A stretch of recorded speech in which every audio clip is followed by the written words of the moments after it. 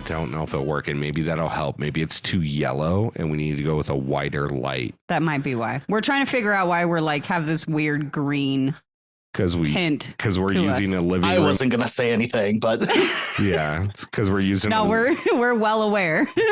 We're using a living room lamp and a fucking pink RGB behind us. It's not going to work out well. Yeah, it needs to be a white light. Yeah, I'm trying. Okay. The backdrop is great though. Like, and the fact you guys are in person, it's a nice look. So I think it'll translate well to video. Yeah. Worst case is we'll fucking post edit and get rid of the green. It won't be too hard. I would just hope. I would hope. Says the guy who's not going to do it. Yeah, right. Hive mind. Whoa, that didn't help at all with our video, but I mean, I don't know what changed for me, if I'm going to be honest. I was drinking my coffee, so I didn't notice. Okay, well, here, you ready? Bright.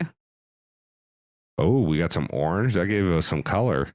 Oh, there you go. Yeah. Not gonna lie, I don't know what's doing anything for me. It's probably not. Whoa. That one did. Yeah. That was very bright in my eyeballs. That's actually not bad right there. That's not terrible. I'm going to take it. Just, it's fine. Yeah. I'm not worried about it anymore. Worst case, we're green in any of the clips we might use from this. Welcome to our podcast. We absolutely have no idea what we're doing. None. But I hope you guys will enjoy. Hey, we said from day one we were just going to learn on the fly as we go. So, That's the best way to do it. What'd you guys think of this episode? I liked it. Yeah. It went better than I thought it was going to. I think these episodes are all super enticing lately. Yeah. They have me on the edge of my seat, and this is another great example of one. Week after week, I think they're bringing the drama. Yeah. Oh, absolutely. I think it's one of the more dynamic seasons we've seen in quite a few years. Especially with, I hate to say it, the vets. They're playing actually a really smart fucking game this season. That is 100%. But the rookies are too, and that's what's making the season so great. So fun. Exactly. That's what's so fun. Yeah. You know me. I like to shit on some of these people here, some of these vets. Oh, absolutely. I'm going to come in and give them their flowers, though. I think something this season has made me realize is when they don't have the numbers, when they don't have all their friends there, it is really fun watching them have to play and figure these things out and work themselves out of these corners. And gosh, to spoil the episode, I think they've done it. They've dug themselves out of the trenches and they're kind of running things at the moment. It's crazy to see. And I'm excited for the power shift, though. Like, I've just been loving this season as a whole. I dare I say, I know we're maybe a little over halfway. I think it's better than Challenge USA 1. Oh, yeah, I think so too. Yeah, absolutely. Like, this one has me come in every episode. I'm like, oh, what is going to happen? I'm so invested in everything that's going on. There's like these little factions of who's working with who. It's complicated. It's messy. I can follow it, though. Yeah. Like I said, in the challenge worlds, all the drama is very game focused. And I love that. That's peak for me. I feel like even though, and I was one of them to give some shit when we were doing our cast preview, that a lot of the vets are the same ones from World Championship, that they learned what worked and what didn't work. Yeah. And, I do. Yeah. And I know some people hate to give him credit. And I'm looking right at Tony on my screen. I know I'm not looking at him in real life, but bananas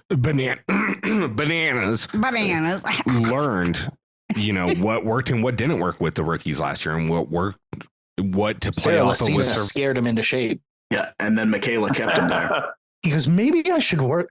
But like, I never in a million years would have imagined Johnny Bananas reaching out to Michaela, who was a first boot in Spies, Lies, and Allies. Like, that's not his normal person, but in this game, he has to. Whereas like in Worlds, he I don't think he would have. So I actually agree with that. I think that's a really good take. And I had not thought of that. Well, sometimes I'm just borrowing someone else's brain. So I don't know what else to say. It's funny.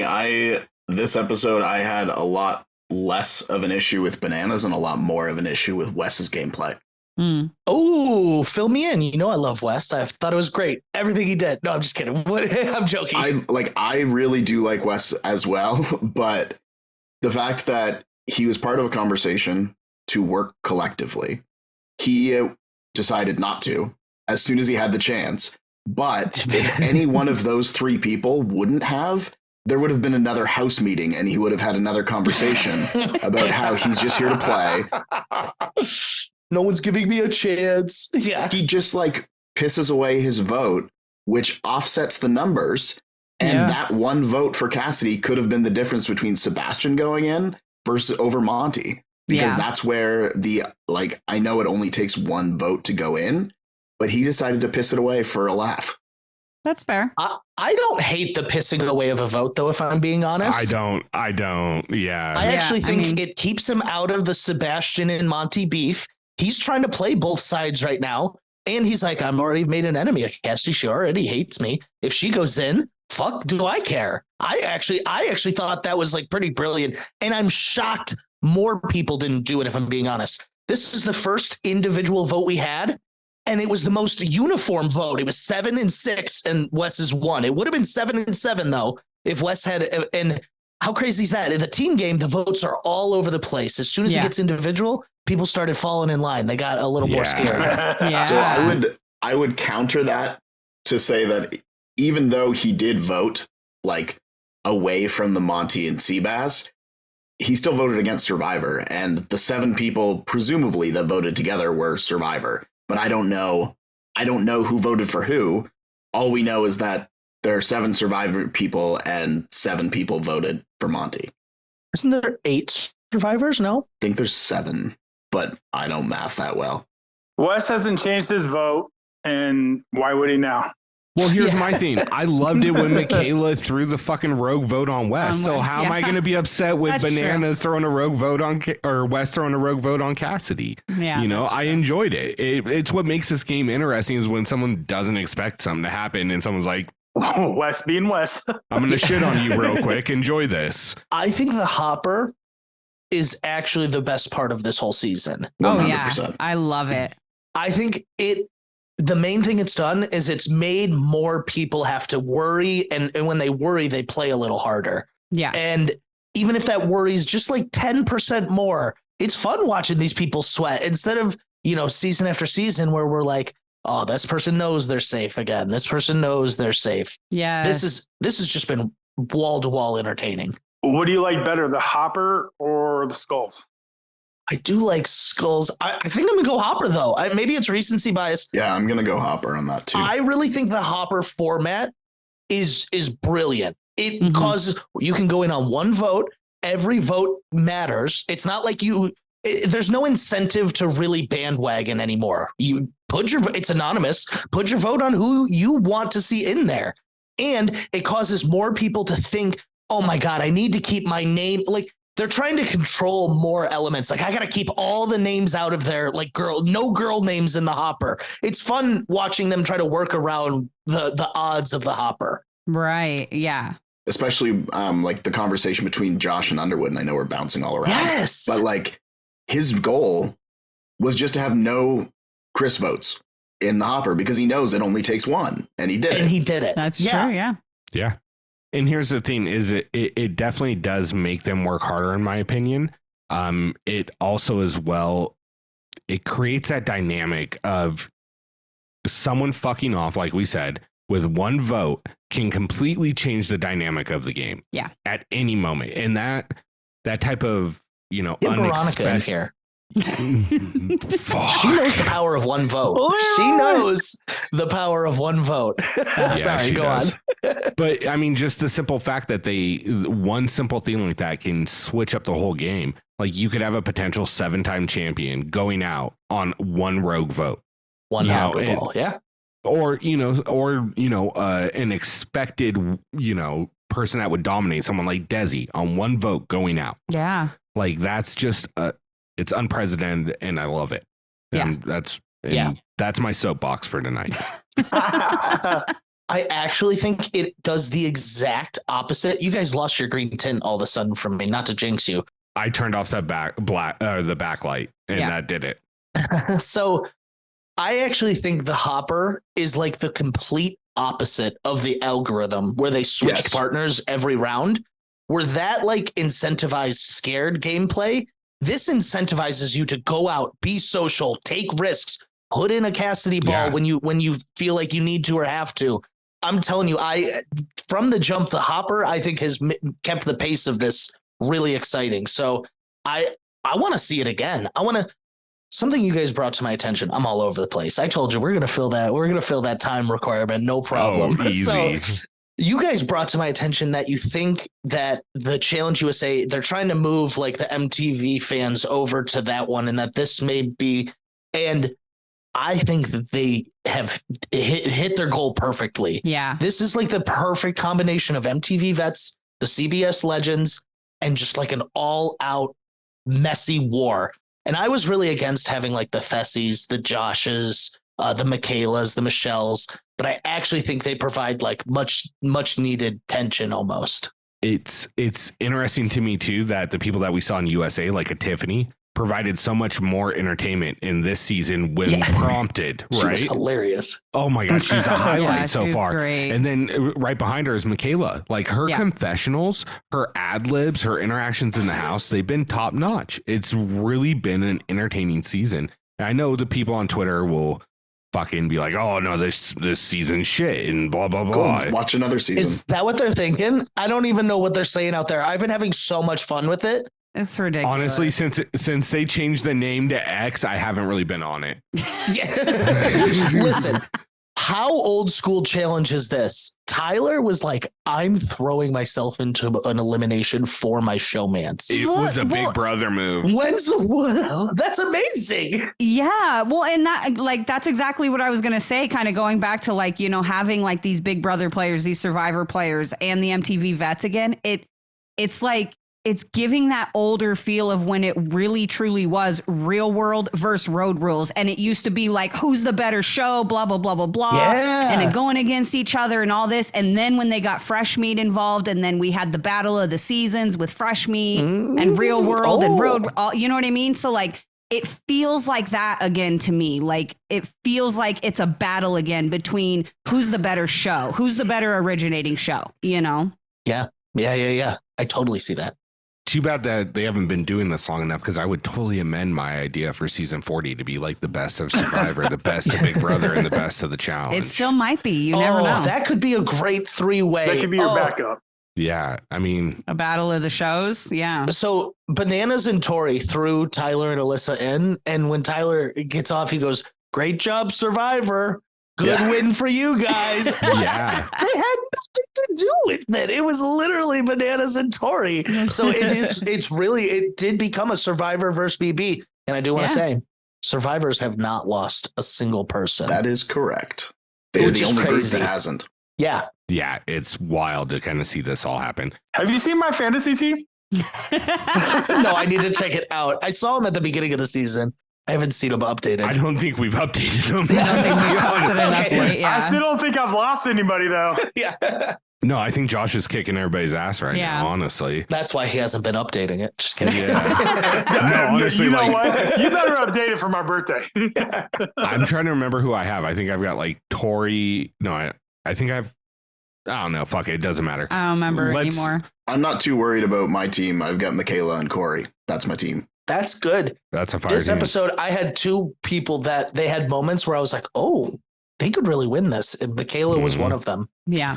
Oh, yeah. Yeah. I've got a couple different people that I think could really surprise us all. That's what's so fun, too, is it's not like a one, like last time, it was Tyson and Angela, but like, even though they didn't end up winning, but it was almost like, yep, of course, they're winning again, every single thing. Yeah. Yeah. This time, it's pretty competitive. I am a little worried the MTV people could run away with it in the second half, but I got faith. I got faith in the Survivors, and hopefully the Big Brother players, they can get back on track. Absolutely. Yeah. Both of them? I don't know. I mean, technically there's 4. Well, Big Brother's like decimated. Here's what's interesting, though, because then I think there's like the MTV people, but now I also see this like weird contingent of Fessy, Corey, Josh, and Chris Underwood, it looked like. Yeah. Yeah. And that really interests me because, like, if they go, like, the Josh and what's his name, Chris Underwood thing really interests me because, like, if they work together, that's powerful, but also Chris would whoop Josh in a final. Like, that's really smart on Chris's part. Yeah. And then, on the other side, you're seeing, fucking Bananas, Tori, Michaela, Desi. That was and great Chanel. too. And Yeah. Chanel. What? Like What a power if they match turn this pair up. Yeah, if they turn this into like some Survivor stuff where you have like one tribe of 5 and another tribe of 5, they just take over separate parts of the house. I think that could really play well, especially to the CBS audience. And that's the thing too, is like you look at those groups and pretty much any group that you name is a strong force in the house. Yes. Any combination that is currently working together, they are a force to be reckoned with. Yeah. Oh, 100%. Yeah, 100%. Except for Wes. He doesn't know who he's really working with. Wes is just tagging along with Bananas this season. Anybody who's actively working together. And there's Wes. Wait, okay. I didn't hear you guys if you talked about this or not. A quick straw poll. Do you guys think this is Wes's last season? No, I think he'll be back. Okay, I'm glad we're all on the same page. Yeah. I think he'll be back. I don't see Wes as someone as announcing it on the show. You know what? That's a good point. He would do it on Twitter Patreon. after Patreon, after the season. It's subscribed to my Beta Blocks website. Yeah. Right. No, good point. It was a great episode, though. Well, it was a good episode. There was ups and downs. TED Talk. Yeah. All right. Before I get any further and I completely fucking forget to do this shit, I'm going to intro us in. Let's do that. You might have to move it in post editing to the beginning and just include all this conversation. We've already covered the whole episode, basically. Yeah. Okay, good night, everybody. Yeah. Told you we'd fill some time, not all the time.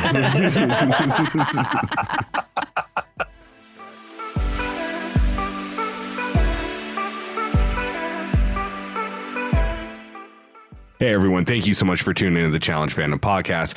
We're back tonight recapping episode, 8? Yeah, 8 from the Challenge USA2 Independence Day. I almost busted out the Bill Pullman speech right here, but me and Tony did get a chance to practice beforehand, so missing out. With that being said, we've got a very special episode tonight. We've got our mid-season recap. We might be an episode late, but it's a mid-season recap, and we've got none other than Alex Brizard joining us tonight. What? Welcome. Thanks for having me back. I feel like I wasn't here that long ago. It's great. I'm excited, though. This season's been so much fun, as I have previously gushed. Oh, absolutely. Yeah. And it's with you saying you haven't been on that long. It's true because you did like our mid-season break. That's right. I was thinking last season and I totally spaced over our Mount Rushmore. That was fun. That was a great time. That was a good one. I fucking love those conversations so much. Yeah, so fun. Anyways, got myself Ricky Hayes, my beautiful wife, Karina Hayes, Josh motherfucking Chambers, Tony Stats and Info Lance, and of course, like I said, Alex Brizard. You know him from The Circle on Netflix, as well as his very successful podcast, Two Dudes Who Watch Cartoons.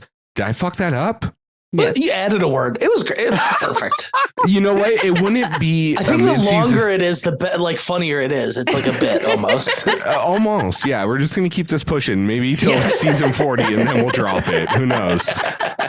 Anyways, we'll have everything linked on Alex down below, including his social media. Make sure you go check him out. Go follow him if you haven't already, and definitely go listen to this podcast. With that being said, you're here to listen to us talk about the challenge. And this has been a really good season, as we've been talking about. We're at the midway point. We just went from teams to they announce we're going individuals in this. And this is something that I think we've all talked about and agreed that individual based seasons are typically our favorite seasons because you get a true judgment of how a person's playing in the house. Yeah. Mm-hmm. I think that's fair. I was a little upset losing the team aspect. I was having fun with it, but I think we all saw the writing on the wall of like the super team of blue. So it was probably the right time. Michaela hated it too. Yeah. I was kind of like Michaela. I was like, no, why now? Yeah. One more week. How'd you feel, Tony? Were you happy to see the teams go, or would you want them to stay around for a little bit?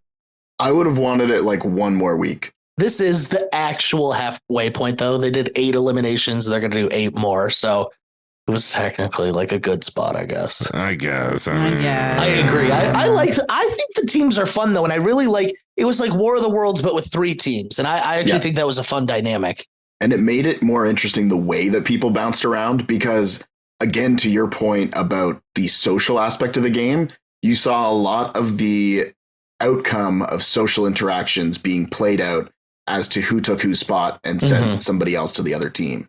Are we just going to forget about mentioning Amazing Race people? Come on. They're out. Sayonara. I had both of them on my team. So, like, here's my thing. Do you guys think they should just scrap Amazing Race altogether? Or, like, it feels not fair to have two or three of them. I think that they should bring them in either, like, fairly, like you said, or somehow manage to, like, link them in with another show. Is 4 not doable? I feel like 4 is at least like a solid block. They could have done 5. It's 2 more than Big Brother right now. I feel like they could have gotten to 5. I feel like, or like throw Claire and DX in there. They're like a crossover. You count them, you say they're Amazing Race. Bring James back. James wanted to play. We've seen it all over. Kayla wanted to play too. Yeah, I think Kayla was an alternate. I have a theory on this though. You guys opened my eyes to the fact that I really think they are trying to like really popularize the CBS one. And I don't want to say like make it the main one, but I think they have like a lot riding on it, if that makes sense. They might see longevity for it. And so I have a feeling this cast in particular, a lot of them were picked for showmances. Like, I think that's what they were really hoping for. Because some of the casting, I don't want to say is weird, but it's like, it's weird. Some of the casting is a little weird. Yeah. It was surprising to see some of the names. I wasn't disappointed with any of the names that I saw, but some of them, some of them I was totally out of left field when you, especially like even just looking at Survivor, when you think about more recent seasons of people who are on Survivor, active fans of the challenge and want to play. But then you get people, and not to like, Seabass is a fan, and I'm actually really glad that Underwood's back on, but they were the two that I wasn't anticipating. I'm just going to say this real quick. The fact that they don't have Jonathan Young, they fucked up. Yeah. Point blank. You think he said no? I mean, they definitely asked, right? I don't think he said no.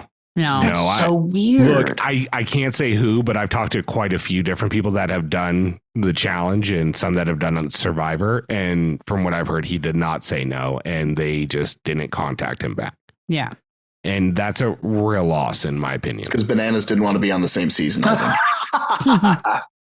Maybe they are hoping for longevity. Maybe they are trying, like, think about it. We only had 2 people from season 1 that crossed over to season 2, or is there 3? There was Desi. 3. Alyssa, Desi, and Tiffany. Yeah. Like, so they don't have, it's not like they're doing half the same cast. So maybe they're trying to like keep it fresh each season. I don't know. I'm giving them maybe too much credit.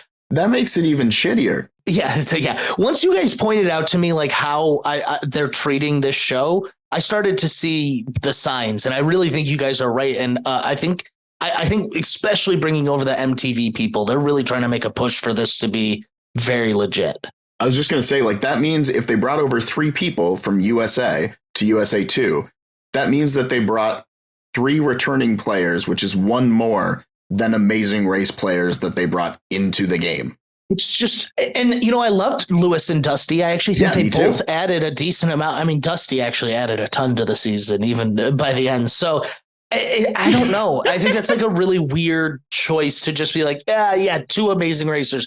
I mean, like, there's only one worse option, having 1 of them. Like, it's so bad just to be like, you 2 go play.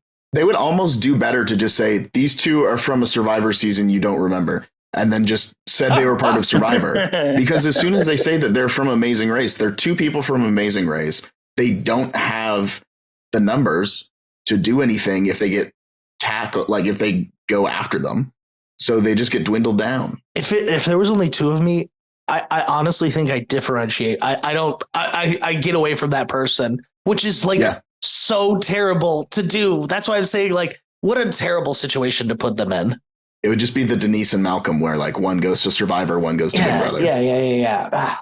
How upset do you think production was that they couldn't get CT for this season? Yeah, probably. Yeah. Corey's happy CT said no. Oh, yeah. Everyone else is happy CT said no, except for like a few of the women. Yeah. Because they know that's a W. Yeah, that'd be unfortunate. because he would win. I don't see him losing this. In fact, like no, they'd have to throw him into like 5 eliminations in a row. It only takes one ball in the hopper. It only takes one ball. You don't think CT's gonna go around the house after like, did you put my name in the hopper? Who put my name in the hopper? Yeah. Who put that ball in the hopper? Okay. I think they need to do the hopper in like a regular MTV season. I genuinely like, you put the regular cast you've been doing, and it'll provide a lot of drama, way more than they expect. I think because they can't just like you can't hide. Together. There's nowhere to hide. I think that's what is really great is one vote. There's nowhere to hide. Yeah, exactly, and that's all it breaks down to. I mean, well, all right, let's dive into this episode before we get any further into it. We get back from the elimination after they've announced that it's going to be individuals, and we get Monty and Tyler, and they start talking about how their Big Brother numbers are dwindling. It's really just those 3. Plus Alyssa. They look like Amazing Race at this point. Yeah, so what I was going to say was Alyssa, Monty, and Tyler make the 3, and then you have Josh and Fessy, who are quote-unquote Big Brother players, but they're not. It's funny Tyler and Monty acknowledge it. They're like they're with us, but they're not. They're not really with us, which is so funny. It's true. It's like they've got the Big Brother tattoo, but there's a challenge cover up coming any moment. You know what I mean? And Josh, I think, would honestly be more flexible, but like Fessy, is really worried about what these people think of him. Yeah. So I want to ask you something since we haven't gotten to talk about this at all. Yeah. What do you think of Josh's performance thus far, socially and politically? I'm not a fan of Mr. Josh Martinez. I know that's why I want to ask this. Give him his credit. He had that episode. It was a while ago now, but he at the beginning of the episode was like, I'm going after Desi and Lewis. And by the whole end of the episode and all his yelling and stomping, it was fucking Desi and Lewis that went in. And so, I think what is impressive with Josh, and I think here's a good comparison. Oh, I actually love this. Oh my God. I'm so excited. I just came up with this. Oh, wow. Okay. I thought Michelle was going to come in and have like the survivors and the MTV people on her side, but she seems to have neither, where Josh has the Big Brother people and the MTV people on his side, and it's a really good spot for him to be in. Yeah. 100%. And this could be his first final. Yeah. Coming in, I did think Michelle was like almost a shoo-in to get through everything because she's got the survivor people. She's super insulated. She doesn't seem like they leave her out of all major conversations. Mm-hmm. They don't really include her when they're listing allies. It's very apparent to me that like Michelle and Cassidy are on the outs of like the survivor girls, even though and Sebastian.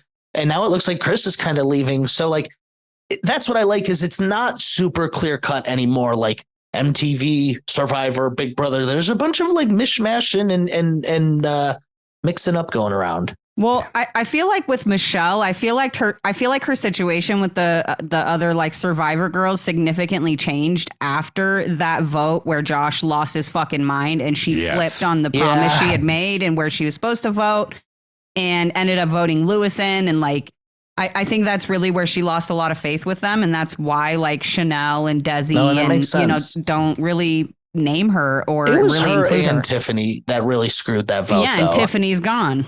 True. Yeah, and Tiffany left though. And Chanel was on the other side of the table to go back. Chanel's the only one that held strong. I'm really proud of her. I love Chanel. I love Chanel. She was willing to stalemate it. Yeah, that fucking badass. I love her. I'm going to be honest. Chanel's line in that fucking conversation with Josh and everything might be my line of the night where she goes straight into the professional conversation with, we're not getting anywhere. So let's go ahead and table this for now and we'll circle back after we talk about it. I was like, I have to talk to Josh though. Yeah, I was like, I have heard that so many times in the office setting. It's unfucking real. And so that's still my line of the year. Just throwing that out there. That's but amazing. Chanel is playing a much better social game than I had ever anticipated from what she played on Survivor. Agreed.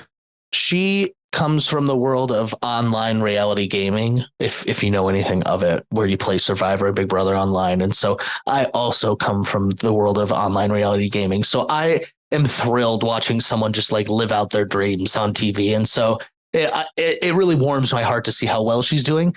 And I see no reason she won't be at the end right now. Yeah, and she's well regarded by the vets as well. Yeah, everyone really seems to like her, and she just it's impressive. I'm into it.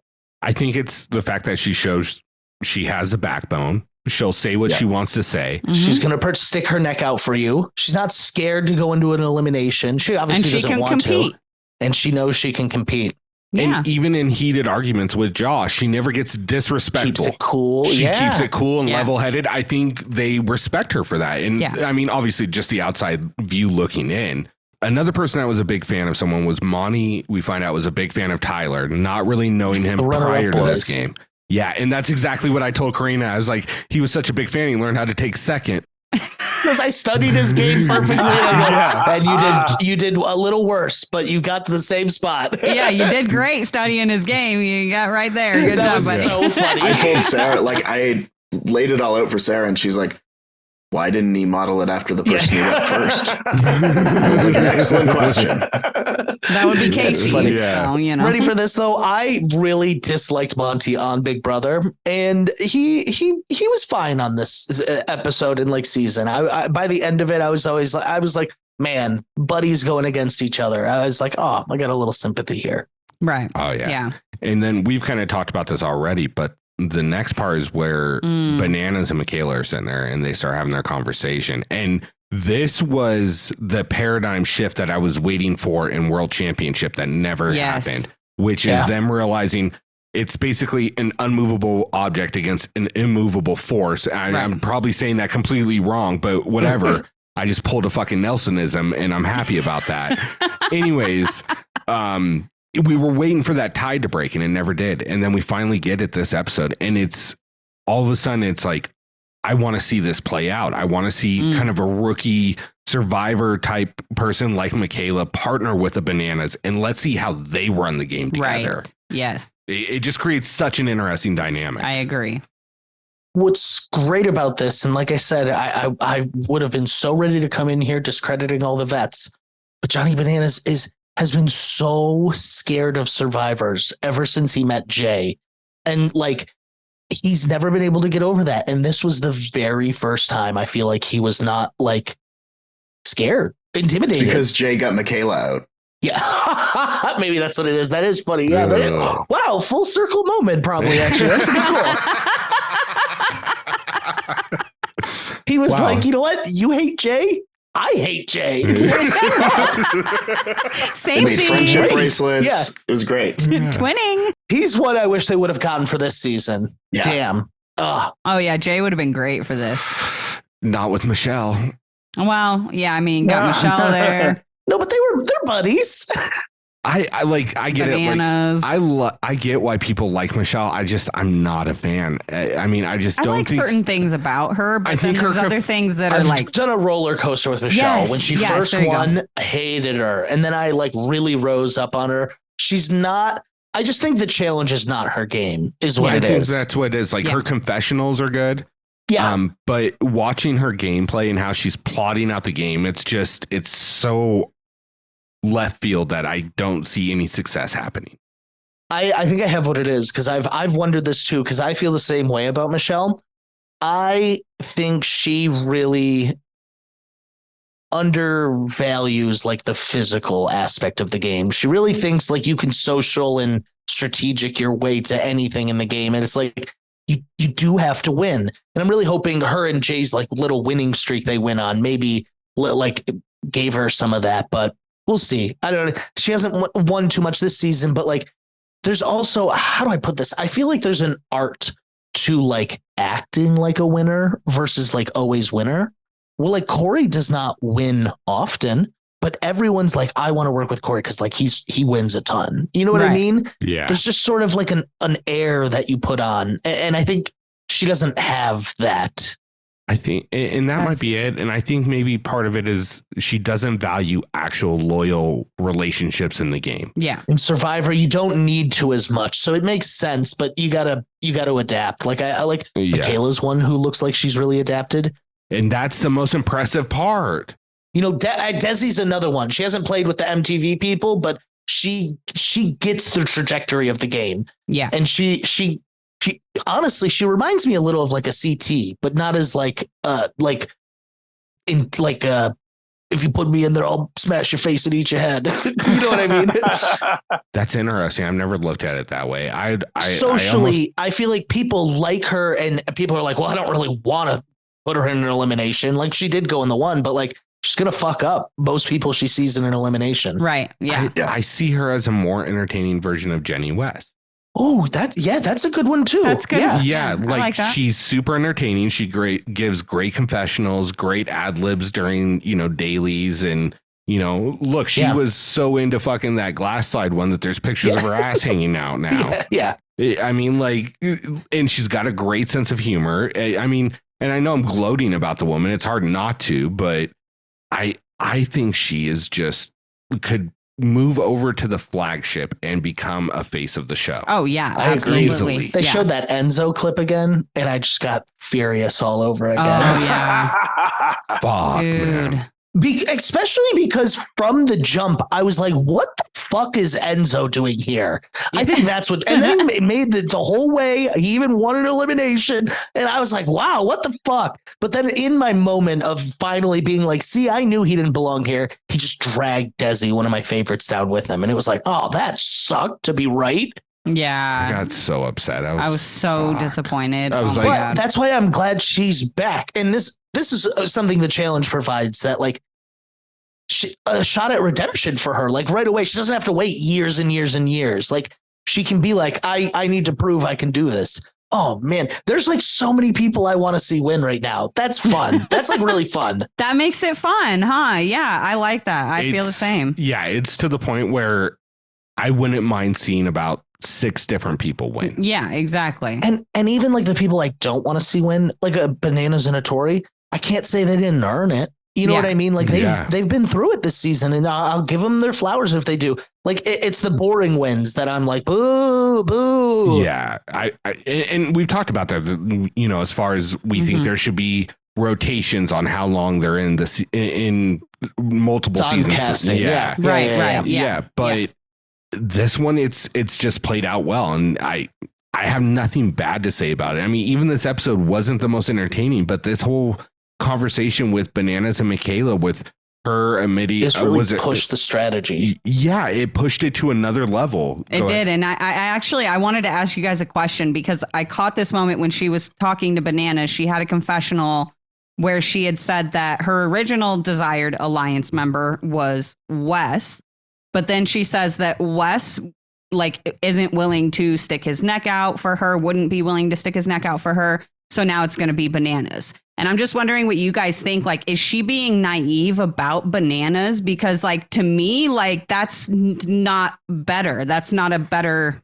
That's not a better choice. How did that conclusion happen? That, Bananas will stick his neck out for me. Where has he ever really done that for people? That's funny. Can I go first on this one? Whoever can. Okay, so I'm just gonna put this out there. They're the only 2 men that have actual challenge wins still in the game. Mm-hmm. So if you're looking for a vet to partner with, it would make sense as men. Those 2 are the ones you look at. But in the long run of things, it's like choosing top socket or bottom socket to stick the fork in. You're fucked either way. It's just, which way do you want? Do you want to get stabbed in the back or the front? Yeah. I think I see where her logic's coming from, though. So go ahead, Josh. Well, I was just going to say, at least Wes was honest. Bananas won't be honest with you. No, he won't be. Good point. He'll try to gaslight you after. He will. I mean, so maybe you might feel better about it. I mean, I think the logic, how it follows, at least for Michaela, is for half the game, she's been trying to work with Wes, and he's been very not receptive to it. And now here's Bananas essentially coming to her. You know what I mean? She didn't seek him out. She was like, he came to me. He didn't need to come to me. And I don't think it's true, but I think it's a brilliant pitch. He was like, Tiffany and I were super close, and now that she's gone, there's like a void there. I was like, that's smart. I don't think he's telling the truth there, but who's not going to believe that? That makes if she thought they were close, that makes sense that he would be looking for someone new, and I'm strong. He's strong. So I really think it's more so just she's been trying to work with Wes, and he's not letting her. I look at it too as like survivor strategy, where somebody comes up to you to make an alliance, you say yes. And then when the rubber hits the road, that's when you make the decision as to whether it's best for you. But I don't think that Michaela is looking at it as Bananas is my ticket to the final. She's simply saying it's better to have somebody like Bananas potentially on your side, even if it's a gray area, than to have him actively working against you in the game.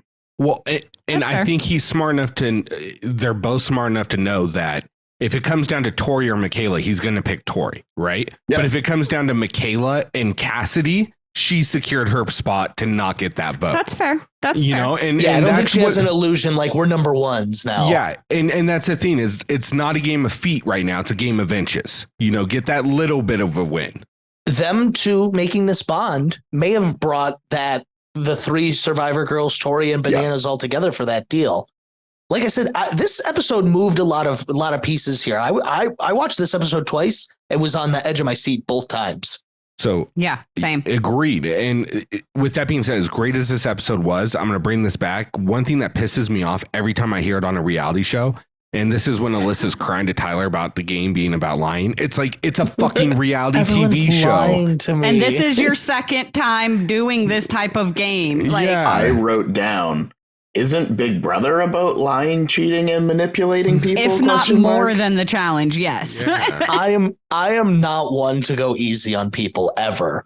But as someone who's been on a reality TV show and was ready for all of the lying and manipulating, it does start to grate on you. So if you're not someone who like deals with that regularly, I do see it becoming like they're probably there going on a month now, maybe like 5 weeks. It does get daunting and grating. And so I think it's probably more so she sees her time in the game slowly coming to an end. And it's like, oh, I'm just so frustrated with everything and everyone. And so you start picking at anything and everything. And so I agree. I agree. Like you know what you're signing up for. This is what these games are about. But it does grate on you, even if you are ready for it. Especially if you look at who's left for females. She's looking probably very caged in at the moment. Last Big Brother, last like easy elimination. Well, and it's uphill for her if she goes in. If she's looking at everybody else that's standing up there, anyone that's left is going to be an uphill battle. Well, and here's the thing is, at the end of the day, I don't see Alyssa S walking into the house with a strategic as fuck shirt on. You know what I mean? No, she's what not. The S stands for. I mean, let's be honest. She's playing the same game she played in Big Brother, which is she secured. It'll get her far, but not a win at all. Yeah, and that's. What if Cassidy becomes the Alyssa Slayer? Takes both of them out. Alyssa L, I think, I'll be honest, I think biggest loss of the season so far. I think she had the most upside for like where she ended. I liked her. I liked her too. Yeah. I mean, I would make an argument that Tiffany gives more in the entertainment factor, but I would have agreed. Yeah. But Tiffany in her boot episode was like, I don't know what I'm doing here. I'm not good at this. I'm missing home. Like I'm bad at puzzles, swimming, running. Like I was like, those are all really important things for the challenge. Those are the things. Yeah, it's like those are the big three, honestly. Yeah, exactly. They really are. Like if I'm building a final, it's swimming, running, puzzles, maybe food. If you're not going to be good at two of those, you have to be good at puzzles. I feel like you have to. If you're going to be good at one, it has to be puzzles. Yeah. Yeah. Or you better be fast as fuck at the other. Or you got to make up for it. You're fast as fuck while running. Yeah. Yeah, exactly. You're out there like Nelson just fucking going, bro. So maybe a good transition to the daily challenge. I really like a lot of these daily challenges that they do that are not all just straightforward, go complete this task. I love when they give them like choices and decisions to make during it. Like the one I'm thinking of is the long hike with all the barrels or all the puzzles, like do the puzzles and decrease your load. And it's funny because I just watched this season. I was like, no, Wes knows, skip the puzzles and just run. Just go. And he did it. Yeah. And so I think this daily is one of the most interesting dailies I've seen. Like, well, do you guys think you try to solve it yourself or work as a team? Like, what do you think's the play here? I think it depends how quickly I can get down to the first puzzle. because I almost feel like it was too deep because almost nobody could do it. Almost no one could. West, well, they're wearing life vests for one, so that's counterintuitive to diving. Oh my God, you guys just changed my whole perspective on why this was so difficult. Yeah, because insurance policy, they have to wear a life vest. No, and that makes sense to me. And I see them wearing the life vest. I just didn't think of the physics of how hard that actually is. Right.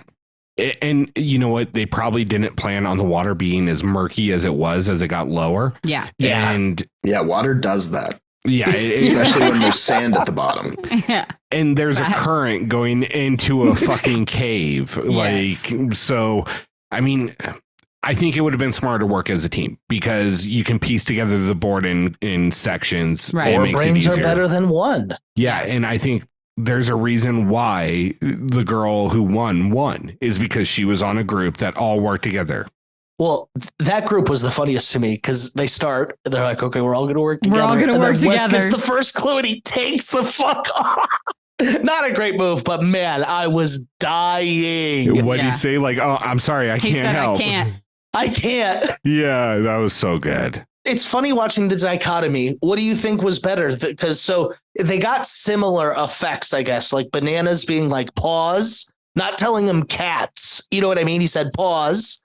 And then Wes straight up being like, I can't. Yeah. And I think it's interesting. It's so funny. It's so funny. I liked Bananas more because it's like a riddle unto itself. Yeah. And nobody thought about the secondary pause of like an animal's pause. They were only thinking about the remote. You can't write that. That was brilliant. Play, stop. They're like, what is it? Yes. Monty, like what he commented, that was the perfect way to say it. Because he helped us. And I think that was the best part is instead of just saying cats, he did help them. He was like, I'm helping you. It's their own fault that they thought the other thing. It's not my fault you didn't get it. So he really got the best of both worlds there.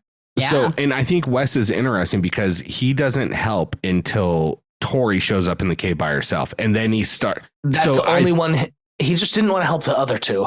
No, he's on that vets are the only ones that aren't going to put me in. Which is fair for him. It's true. But where Wes is scared of everyone else, Bananas is starting to reach out to other players. And I think that's going to help him.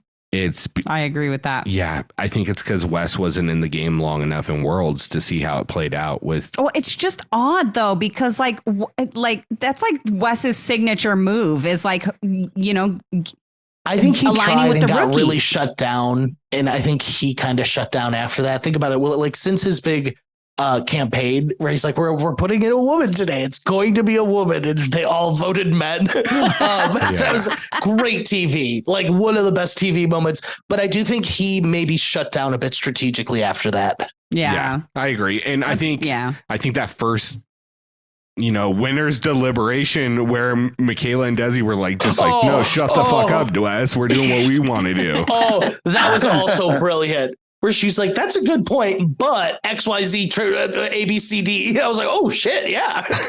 Using all of his points against him. And it was everything we had that was wrong with World Championship has been corrected in this season, which is the votes are not being second guessed where partners have to agree on something, or the team has to come to a unanimous decision. It just has to be majority rules. And people are playing like that. And I appreciate it. And it's what we want the rookies to do. Yes. I think there's some growing pains between getting I really think it's the survivors and the MTV people. I think they just don't mesh the most. I really think the MTV people consider them all snakes, which is like partly true, but it's partly just the nature of Survivor. I feel like that they're like misinterpreting. So but I'm all for it if I'm being honest. I love the difference in strategy, the difference in dichotomy. I want to see which one's the best. Like I think that's also what I'm super excited about in this season is I just want these survivors to win. And if that happens, this could be one of my favorite seasons. I'm having such a fun time with it. And I would love to see the MTV vets eventually get some humble pie. Even my man Wes. I was like, that comment right there just made this Tony's favorite episode. Yeah. Well, but I mean, I think here's the thing is when we looked at it last season, we totally discredited USA1, even though we still award Danny and Sarah as challenge champions, which they are. Mm-hmm. Yeah. We discredited it because there were no challenge vets in the house, even though if we did, it completely changes the dynamic of the game. And from what the discussion we had, in a negative fashion. Right. So, well, then let me ask you this real quickly. Do you think Danny and Sarah proved themselves on Worlds, even though they didn't, come away with the win? They came in second and third, respectively. Yeah. I think they showed why they were there. Okay, cool. I agree. I just wanted to make sure. I think survivors are built for the challenge. I think that's like my thesis. And so I love seeing it. Like, fuck, Sebastian's not the brightest crayon in the box, but he's making it work. You know what I mean? He's in an all right spot. In the sharpener. Yeah. It seems like he might put his foot in his mouth next episode.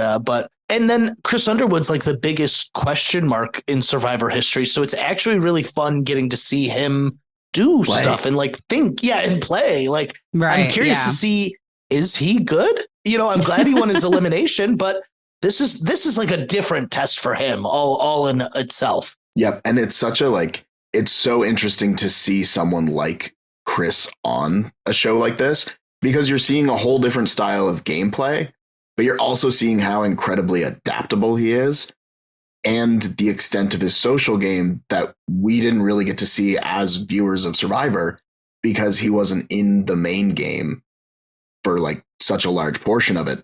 To wrap it back to the daily, he was like a big proprietor of like, let's all figure this out together. Let's not like compete as a team. Let's us four work as a unit. And I think that is the best way. Like, obviously, like Tori and Wes kind of tried, but they, you know what I mean? A lot of people impressing me. You said it earlier. Everyone's playing really well. Yeah. And it's really fun to watch. I was going to say the only person not playing a really smart game is Cassidy. She relied completely on Blue. Yeah. She took the West thing way too serious. She did. I feel like if she could have got over it, he would have dropped it. Yeah. Yeah. And if she would have been like, hey, why'd you vote for me? He would have been like, well, Desi told me to vote for you. And then they all vote for Amanda. Yeah. And then the heat's on Desi and not him. Yeah.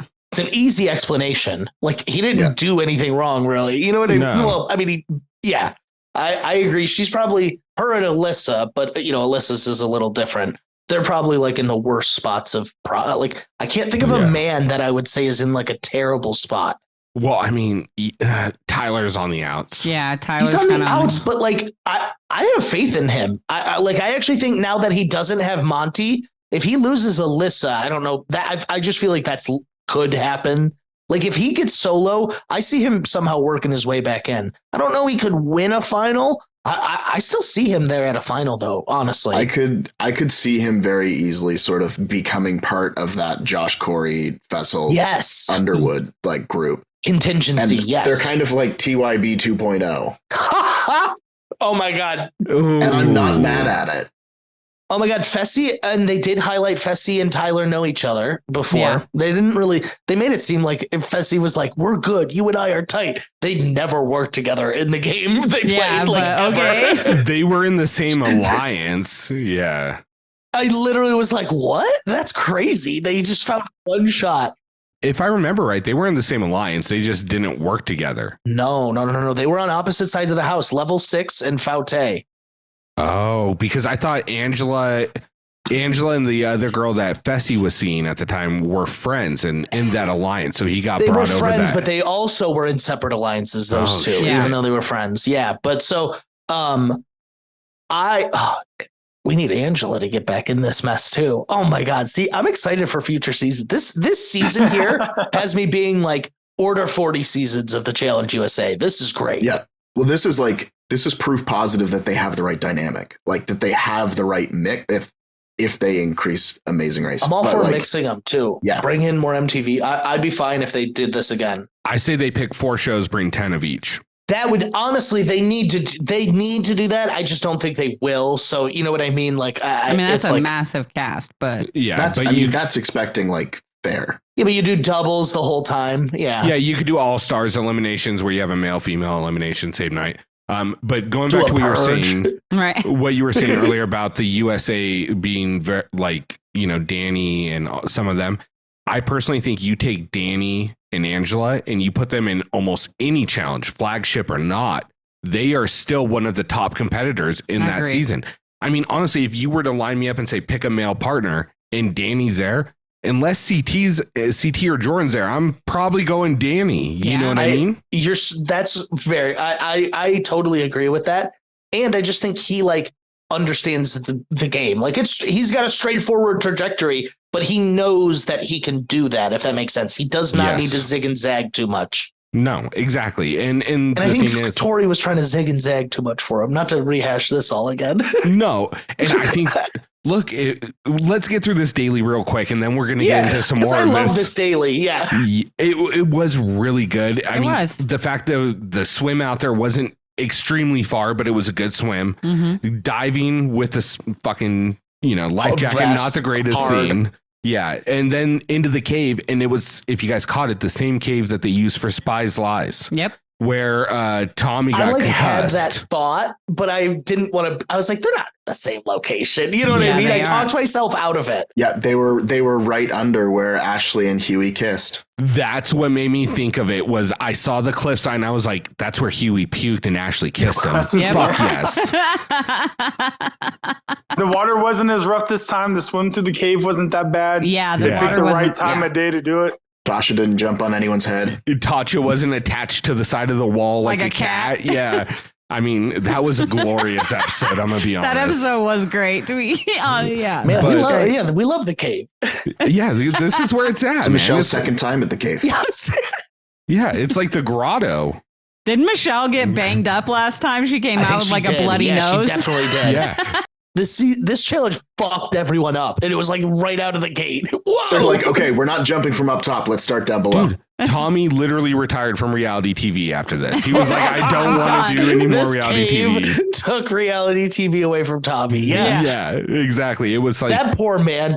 That is like one of the biggest stretches of casting I've ever seen. Like he lucked out so hard, and then just to get concussed and be like, I'm done. Yeah, that is so unfortunate. Yeah, it's wild. He went out on principle. Yeah. If you would have asked me in the beginning of that season who was getting further, Tommy or like Gabo, I would have been like, Tommy for sure. Tommy will be good. He'll make it deep, I think. Yeah. He knows English. Like he's got this. He's already beating a third of the cast right here. I'm screaming. I do think and I feel bad for the people. Like, and we saw it in Worlds where English is their second language. Yeah. Like it is hard to overcome. So I always feel bad for them. And I just think that's on casting. Like it's on casting and on production, like to explain things further. Like, so I saw this week and it really rings true. So Cutthroat Kitchen, which is on the Food Network, Alton Brown hosts it. There was one round where they did biscuits and gravy.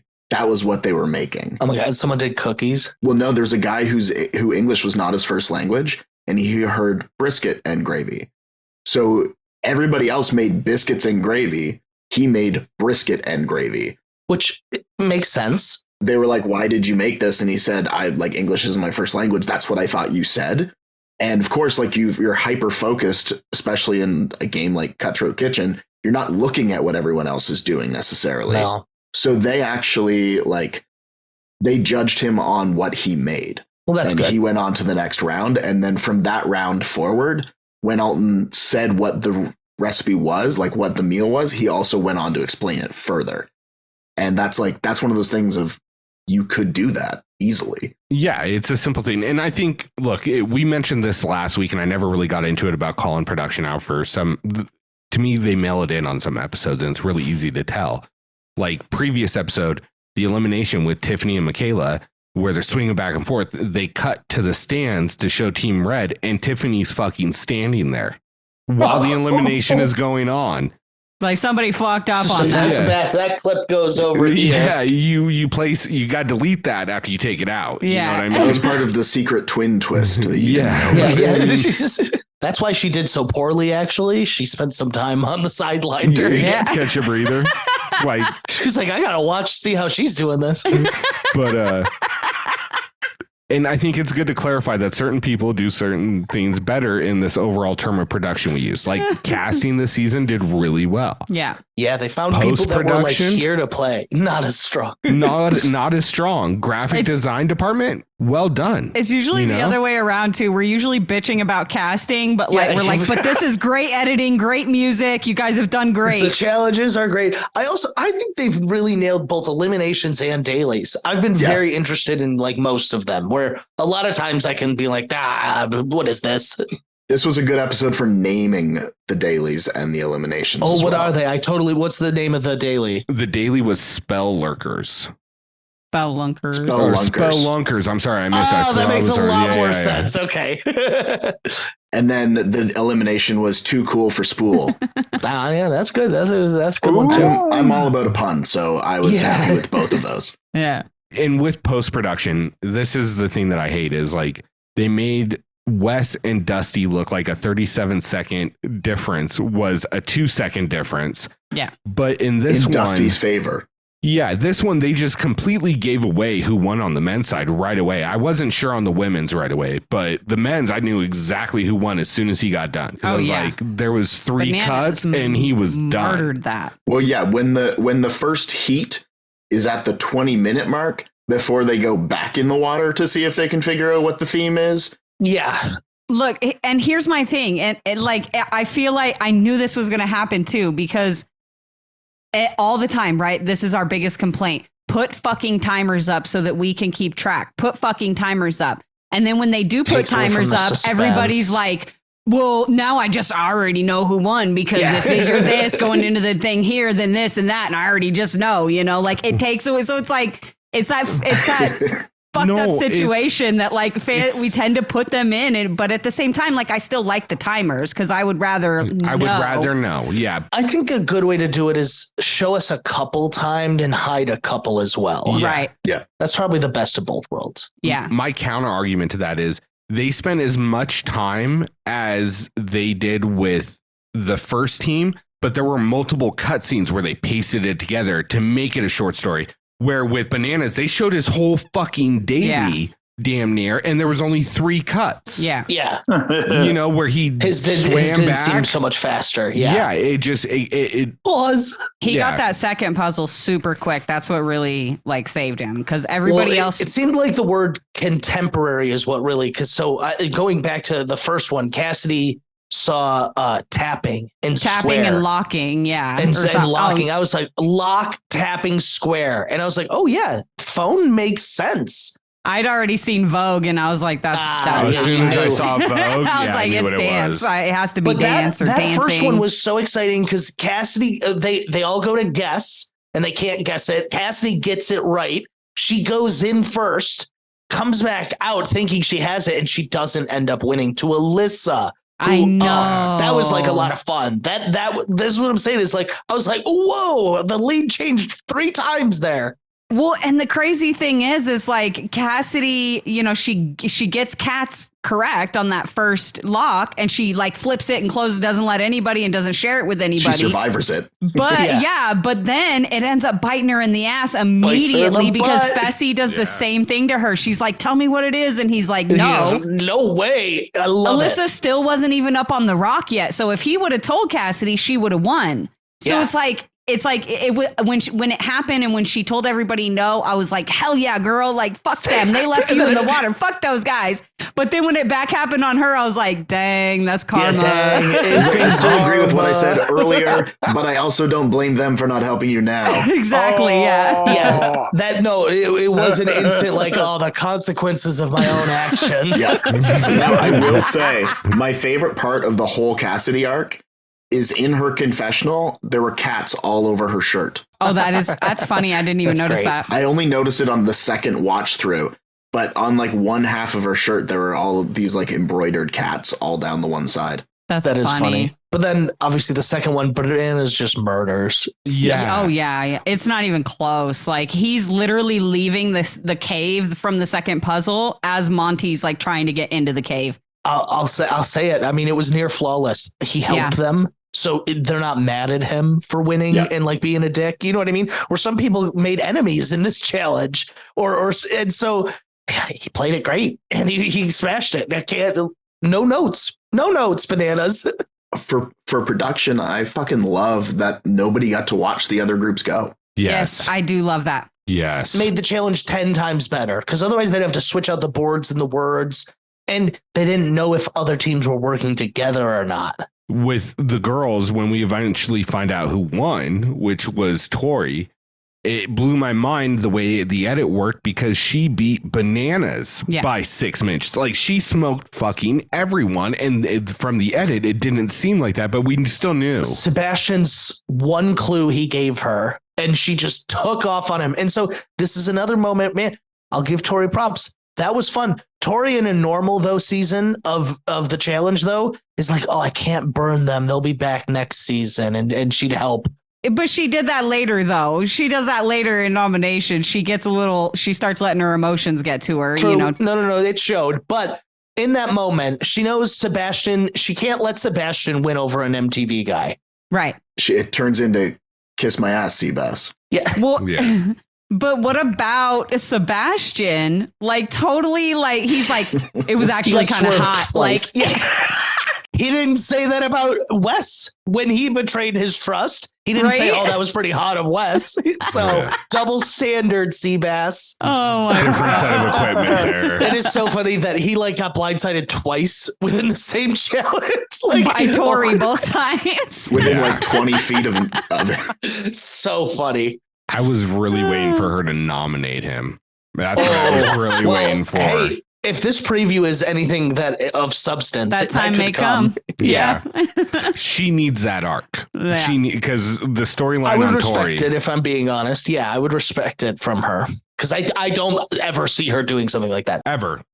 I had a question about Heat 4 with Chris, Desi, Corey, and Josh. And, you know, obviously at the end, they're all there in the cave together because this team actually did work together. Oh, I know what you're going to say. Why did Chris and Corey just let Josh win? Like, why was Josh the chosen one of winning for the team? Like, it's a social thing. It felt really odd. Like, why wouldn't Chris or Corey want to win, though? Because Josh is the leader. Yeah, Josh will protect them. Josh is the new fucking Bananas. Like, I know people are just saying, oh, it was just... You're going to get nasty messages about I don't that. care. People think, send them to @Biodomer. Send them to @Biodomer.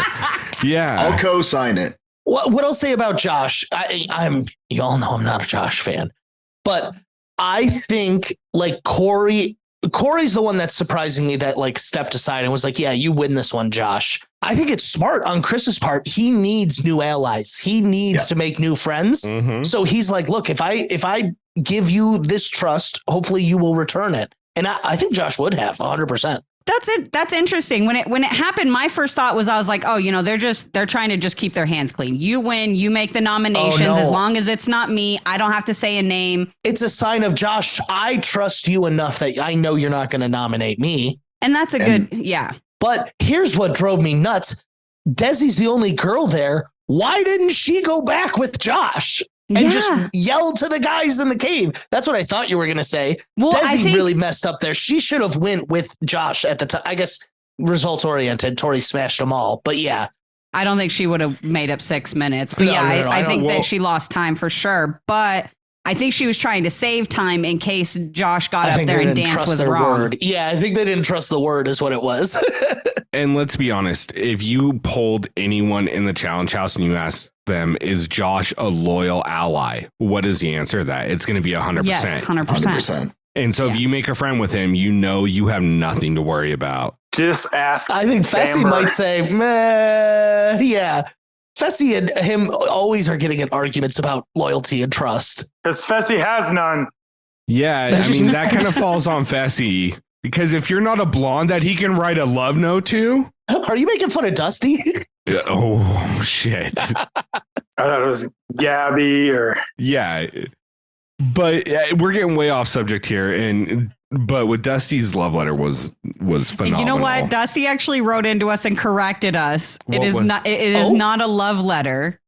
Let me see what his It's a fan letter? Is that a It's an better? admiration. It's fan mail. Let me see exactly what he said. I loved it. He says it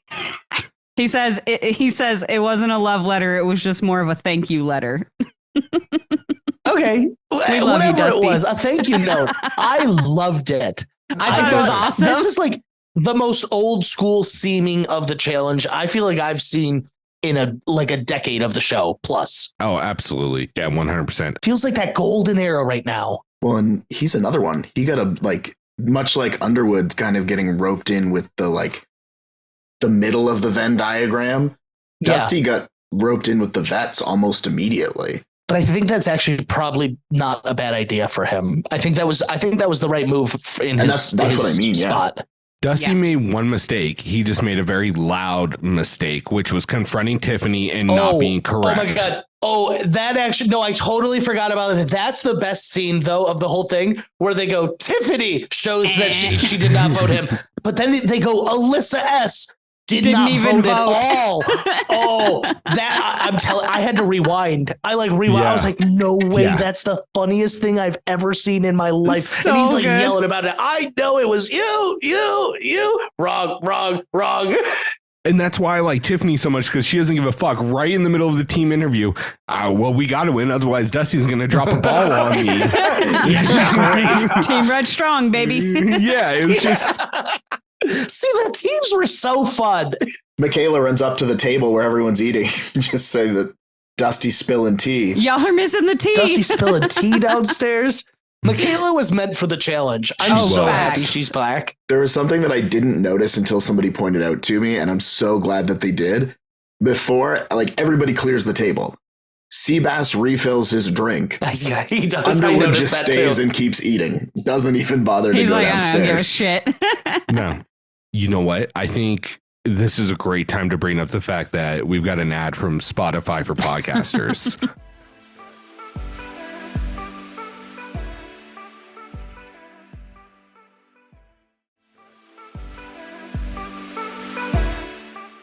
Hey, everyone. Thank you so much for sticking through that ad. We're back with the post-daily recap. What did you guys think about this whole section? I mean, I think we previewed it in the beginning, it was what we've been waiting for. Yeah. Between these two. And really 100%. what we're referring to is Survivor and the challenge. There was going to be a bridge that was built. I don't think any of us really expected it to be built the way it was with the people it was.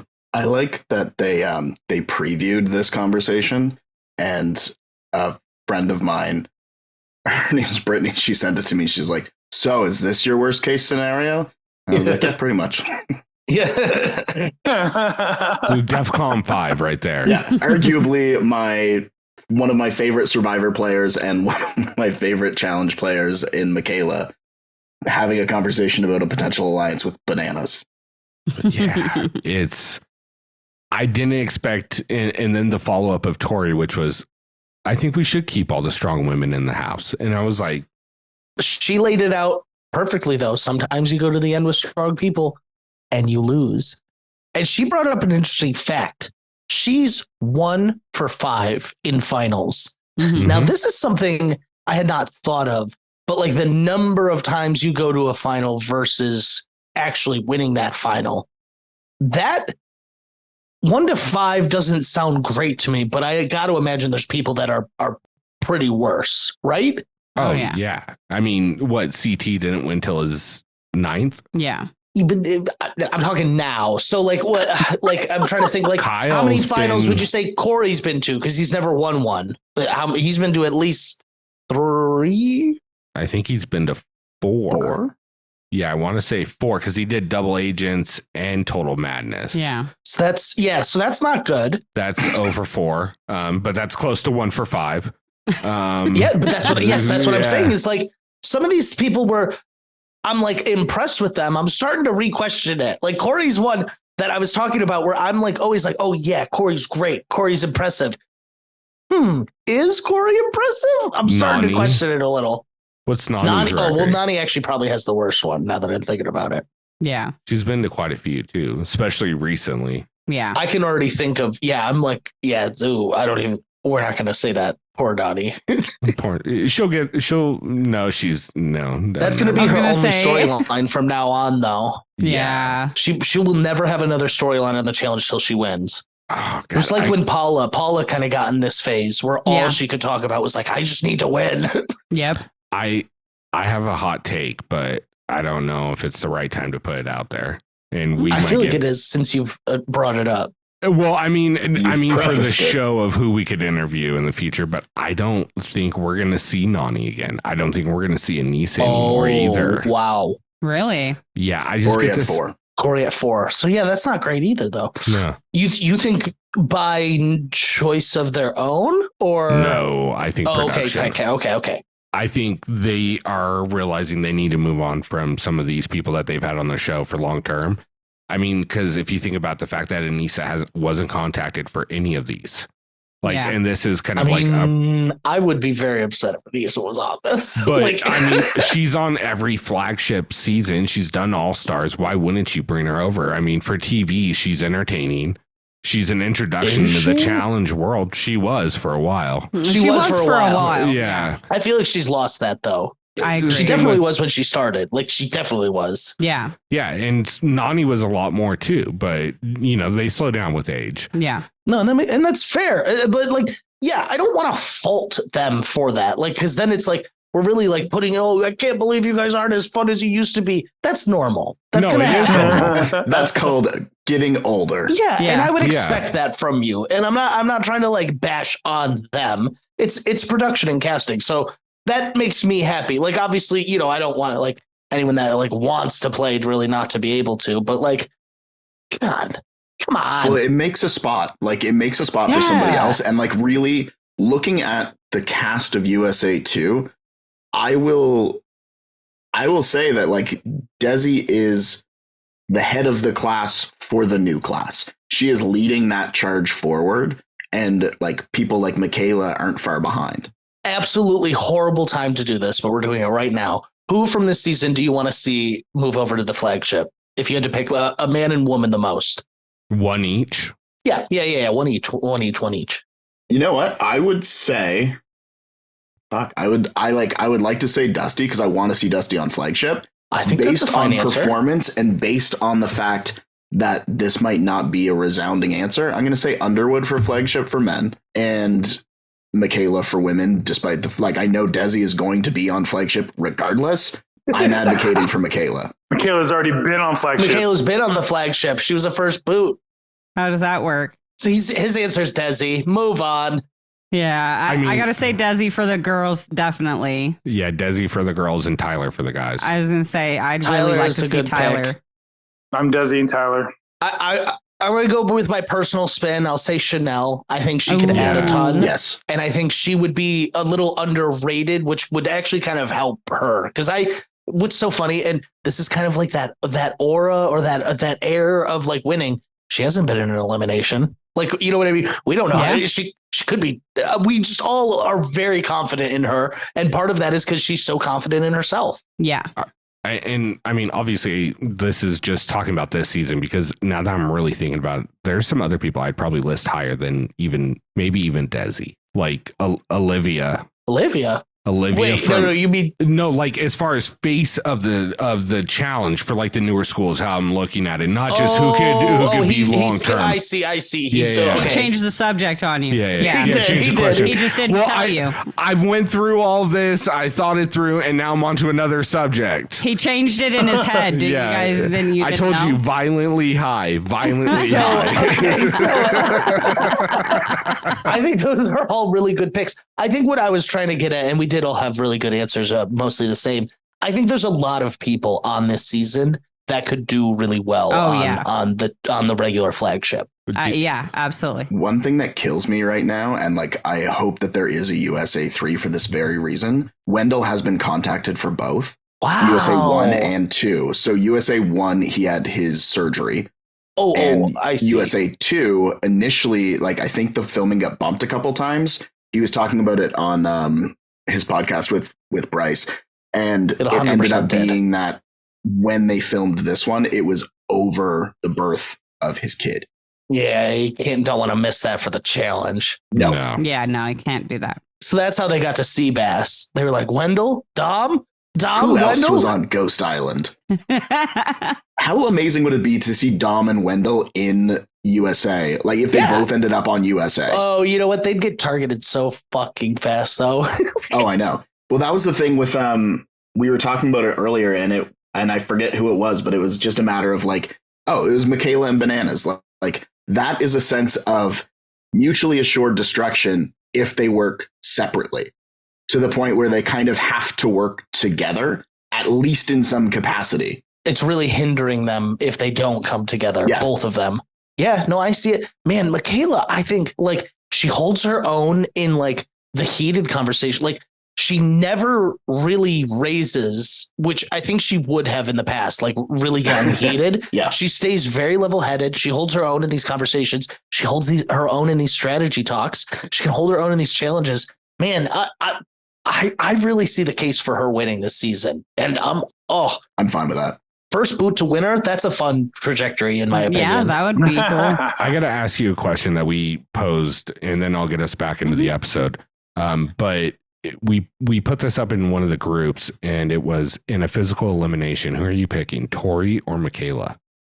Want to make sure I'm not being just a hater, but I think Michaela, like 9 out of 10.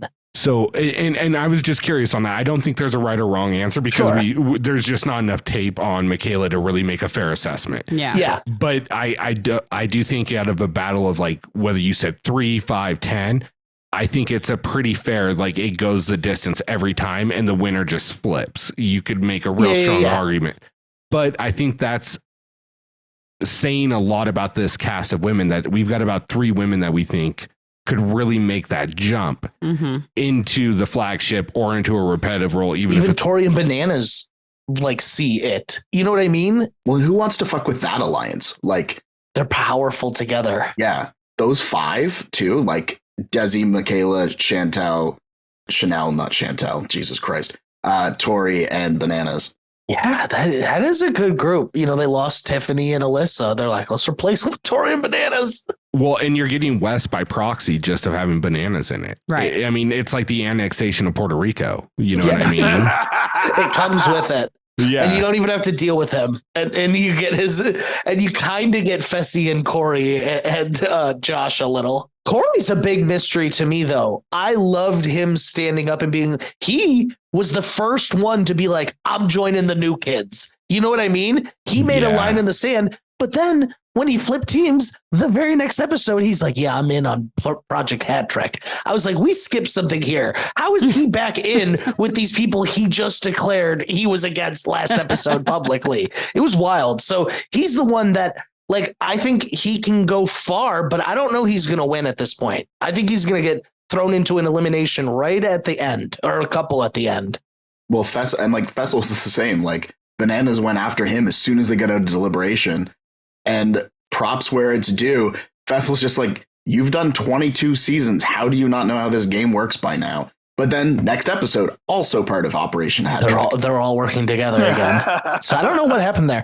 Operation Hat Trick, though, actually was what shifted the tides in the house. It really exploded everything. It's so dumb it worked. Yeah, that's what we said last week. It was the most dumbest smart idea I've ever seen in my life. Yeah, exactly. Yeah. And it completely You didn't need worked. all the show with the hat. Like, you all could have just picked someone random. But I actually think maybe spreading the votes out in that way, where it ensured everyone was actually only voting for one separate person. Yeah. Like you said, so dumb it ended up being even better. Like, they ate the paper. This season has everything, guys. This season literally has everything. Yeah. The only thing that's really missing is Devin. And Devin would have been great. Right. We talked about that last week. Oh, put him instead of Corey. That actually would have been great. Ooh. Yeah. you could have plugged him in for Fessy, honestly. Yeah, that's true too. Well, no, because they tried to keep the MTV. Fessy's a BB guy, technically. He's not like on the MTV roster. But it would have been a lot with Wes, Bananas, and Devin in the same house. It would have been great. That was why he was an alternate on Worlds, wasn't it? Yeah, it's just that's a lot to have going on in one house with those 3. But he should take a break. Tori should take a lesson from him after his win. You shouldn't just keep going like this. Take a second. look at Corey and look at Josh too, right? Like they had a season or two off, and then now they're. I think it's good for you personally. Yes, I just absolutely. Even if you just do every other, like I feel like that's still a ton of seasons. Yeah, it still is. Yeah, absolutely.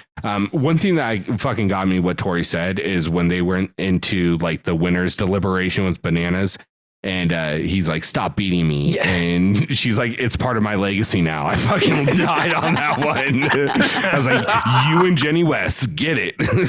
Right? Yeah, that's true. I do love on Paramount Plus. There's no bleeping of the cuss words, so it's it makes such a world of difference. And this was the scene where he's like, "Stop fucking beating me at shit." I was like, "Oh yeah, okay." See, we don't get that in Canada because it's on the CTV app. So it airs, and then it's on the CTV app, and it's not on Paramount Plus. None of it is. So we still get the bleeped. It is the Challenge USA, so you should be lucky at all. I'm just kidding. I get it at 8 o'clock at night. So I can watch it at 8 o'clock and then just be like, cool, I'm going to bed like the old man that I am. I'm jealous. Mine's late at night. I keep falling asleep during it, having to watch it in the morning. It's not the Challenge's fault at all. I just am sleepy at 9:30. No, it is their fault. People were talking about the whole golf thing too. Where they were just like, golf preempted the challenge and now it's late. And I was like, I watched it like 2 hours ago. Dude, about 10:10, right as they're getting into the daily, I'm fucking dozing off. Yeah. I'm like, well, I'm going to just catch this on the flip side. We tried to watch one in bed. That was terrible. I was like, we didn't make it past the opening credits. Wake up at 3 a.m. and shit. DJ's still doing the recap. What did you guys think of Bananas wanting to split between Big Brother and Survivor, but Tori saying, no, let's not piss off Survivor and just vote Big Brother? Actually get both their arguments. I hate having to agree with them, but I actually think both their arguments have valid points. Yeah, I agree. I think because the conversation that they had to go the way they did. Yeah. If they had not talked to the Survivor girls, I think it would have been easy to do. I think the problem is there's literally only 2 Survivor men. And so it really limited, like, they're like, we can't throw in a Survivor woman and a BB man. It would have to be a BB woman and a Survivor man.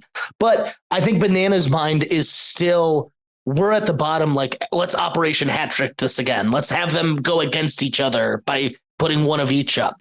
Right. So I don't hate what he did, but, and to Tori's credit, and I feel like she does this to a fault sometimes. I think she's trusting in this new alliance that she's put out there, and I think it was probably the right move, honestly. Even if you just want to like lay the groundwork, it's probably not a good idea to have a conversation with 3 of 7. Yeah, you can't just go back on it. You can't go back on your first opportunity at power. Scared game. Yeah. I was surprised that they landed on Tyler and Alyssa. I thought Monty was going to catch Tyler, they've already thrown in before. Yeah. Bananas didn't want to say a new name, so he said Monty was off the table. He didn't want to completely reinvent the wheel. He still went with keep saying the same name. He has to do some of his old tricks. Yeah. No burn votes. No burn. There are no burn votes unless you're Wes. But okay, wait, ready for this? Normally they call them burn votes in the hopper. It's not a burn vote. It counts. Yeah, it counts. I love that. I do too. I love it so much. Because you can't just be like, I'm just going to put this here and it's not going to matter at all. That's how Alyssa Lopez went home. Because a lot of times, sometimes burn votes, I'll give credit for being good moves. Sometimes. But a lot of times it's someone being lazy or not participating fully. And that's what I really hate. That's all I keep thinking about is the whole freaking Veronica. She shouldn't even have been on that season. And it's true though. Fuck. Where'd Alex go? Shouldn't have even been there. No, that's so funny. You don't even go here. Tell me I'm wrong. No, it was random. She was there, and then she had such an impactful moment in the whole season.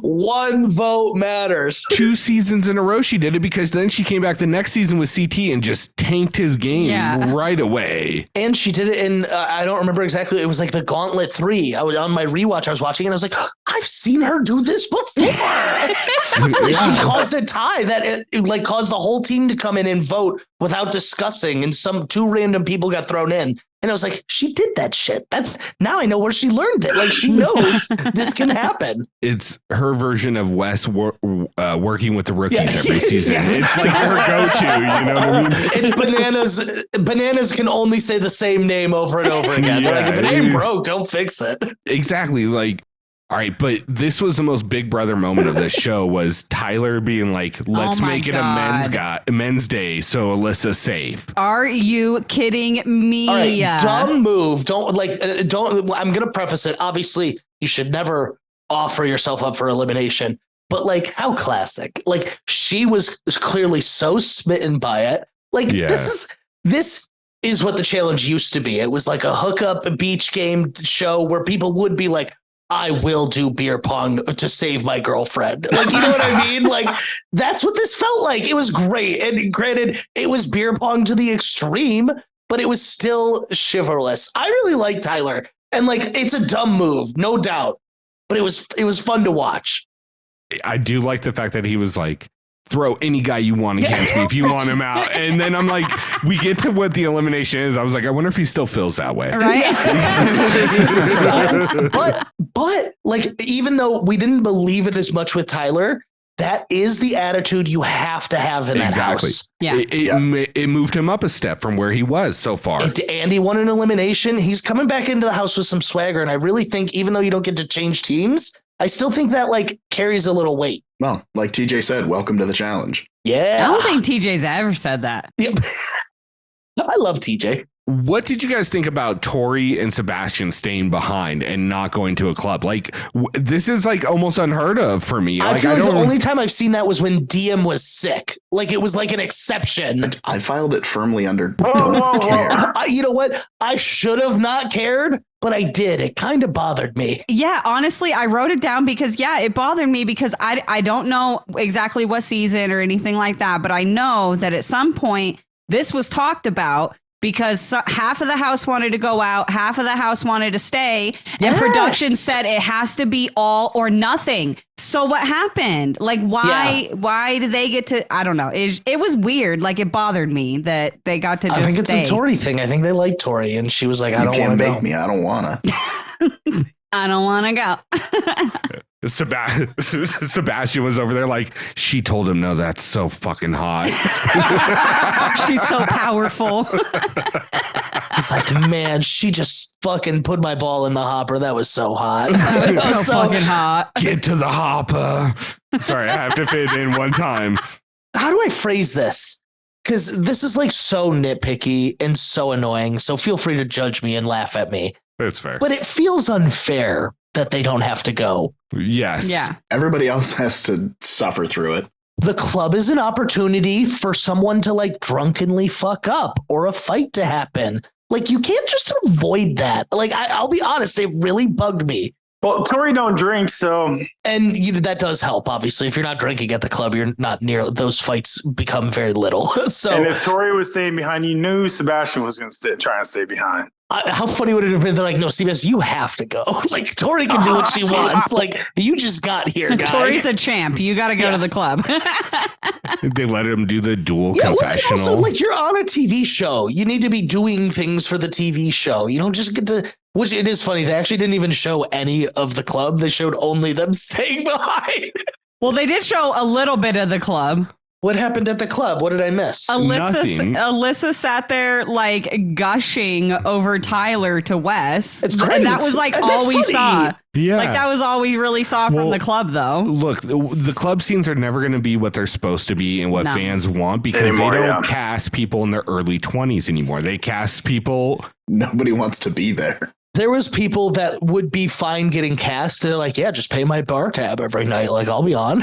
Yeah, exactly. They just don't cast those people. They're like, I want somebody that has 200,000 social media followers that has a presence. They've really transitioned it into the fifth sport. I feel like there was a big transition over to that. That is the attempt. Yeah. That's the attempt. And so I wouldn't be surprised if one day they tried to phase out all of that. But I do think people would kind of riot, people being me. Oh, yeah, absolutely. Absolutely. Yeah. So Rick made a comment on one of our earlier episodes about how they weren't doing the bar scenes. And then the following episode, they did a bar scene. Took up like a huge chunk of the episode and it didn't really amount to anything. And Sarah looked at me after the scene was over and she goes, I hope Rick's happy. I was. Now, every time that there's a bar scene, she goes, Rick'll like this. I do.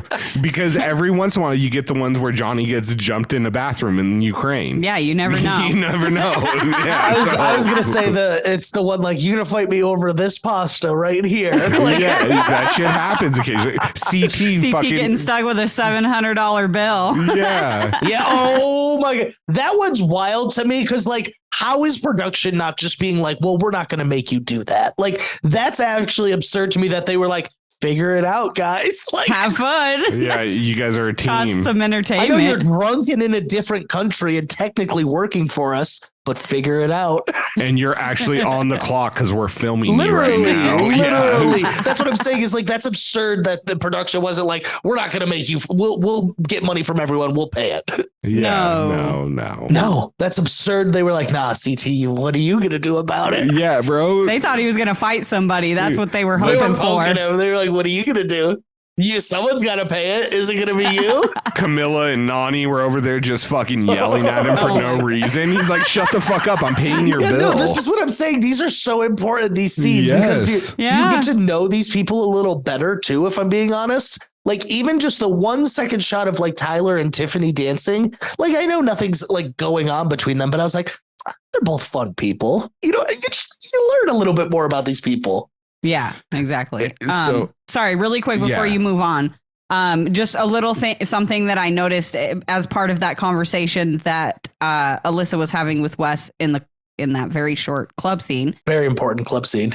Yeah. But this was the first time, and she ends up talking about it later with Tyler laying out by the pool with Monty. But this is the first time that she brings up the idea of potentially throwing Sebastian in against Tyler. Now, we obviously know that doesn't happen. But if you take the elimination that we ended up getting, the whatever it's called, Too Cool for Spool, and you take out Monty and put in Sebastian, do you guys think that Tyler still wins? Or like, what do you think? What do you guys think about that elimination matchup? I think he does. I think he does still win it. I think outside of Underwood, Monty was the steepest competition for Tyler. You think so? Because Bananas wasn't going in. Yeah. Wes, he could have taken Wes. I think that was a good challenge for Tyler. Like, it's not like pole wrestling where he's going to get beat by a ton of guys. Like, these are the type of challenges he would need to win. I could see Seabass doing decent just because I seem to remember, like, I'm rewatching Ghost Island right now. So there have been some like balance stuff and some of his balance stuff has been pretty good too. So I could see that coming into play. Yeah, exactly. Stony Baloney. So it's the best. So I could see him doing decent considering this went on for almost 3 hours. Yeah. I don't know how he would do that long. Well, and that's my other thing is like this elimination is obviously so like off hit. Like it's just a really weird elimination. It's not like a normal one, like a pole wrestle or, you know, like a puzzle or like the not so fast thing or anything that we could easily compare. It's a really difficult elimination to do, let alone analyze. So, I mean, I'm tempted to just say Tyler would probably win, but I think it's just I don't know. This elimination was just so odd. But what's fun, but going back to your club scene, what's fun is like, this is so petty and old school. She's like, oh, she's going to throw me and Tyler in. Well, we're going to throw her man in. I'm going to throw your man in. Yeah. I fucking love it. Yeah, I love that part so much. This is the kind of drama I want. Yeah. And so I think, once again, it was smart because what Bananas what Tori decided to do and only target BB, because right after the club scene, we get the Chanel and Michaela talking to Bananas about what he thinks. For his advice, yeah. And he goes, it's always good to kind of keep a layup. So if you do have to go into elimination, it's against someone you know you can beat. Wes is very subtly playing both sides. Yeah. But that's what he does best. Well, I feel like he's not very good at being subtle. I feel like he's actually doing very well. You know what? In All Stars 3, though, he actually was very subtle. Maybe I'm not giving him enough credit, but he's doing very well at it right now. I'm worried about him though. I still feel like he's on too many people's shit list. Yeah. I think the Cassidy thing blew up in his face bigger than he wanted it to, and he helped paint a known target. Yeah, it's become like a thing. It shouldn't have. Yeah, especially now, Michaela at the end going, "It was him. His face is red." She was so good. She's all time. Like, that's amazing. One, she's right. Like, he's giggling about it. Like, look, it's him. So fucking good. read him like a book. Wrecked him. It was right up there with like Michaela sipping her mug while she's at tribal council. Like, this was better. I was like, oh my God. She's like, he's giggling. He's all red. Now, I will say, Karina, this is so the daily, the time like really kind of sucked the suspense out of it. The timestamps on the elimination made it more interesting. Yeah. Because you could see how long it was going on and you could see how close they were getting. We were shocked every time. 2 hours, 30 minutes. Like, I think the last timestamp that I saw was like 2 hours, 50 minutes. And it was just like, as I was watching it, like, yeah, this was a huge montage. Everybody else had to stand there for 3 hours and watch them do this and watch them get that close to everybody being able to go home and then have it all fall down again. And then you're like, oh, I have to wait for these guys to build a pyramid again. I felt like they were respectful, though. They recognized how hard it was for what they were doing. Well, yeah, nobody wanted to be in the sand. Everybody was thankful. Yeah. Yeah. All right. I have a bookend on this real quick that I have to ask. Okay. Do you think they put the timers up this week because of the controversy about Wes beating Dusty? Or it might have just been to show us. Well, that's what I'm saying. Like, oh, look, we time everything. I've asked a similar question to someone who would know this answer of like, do they edit things on the fly? Like, do they change things week by week?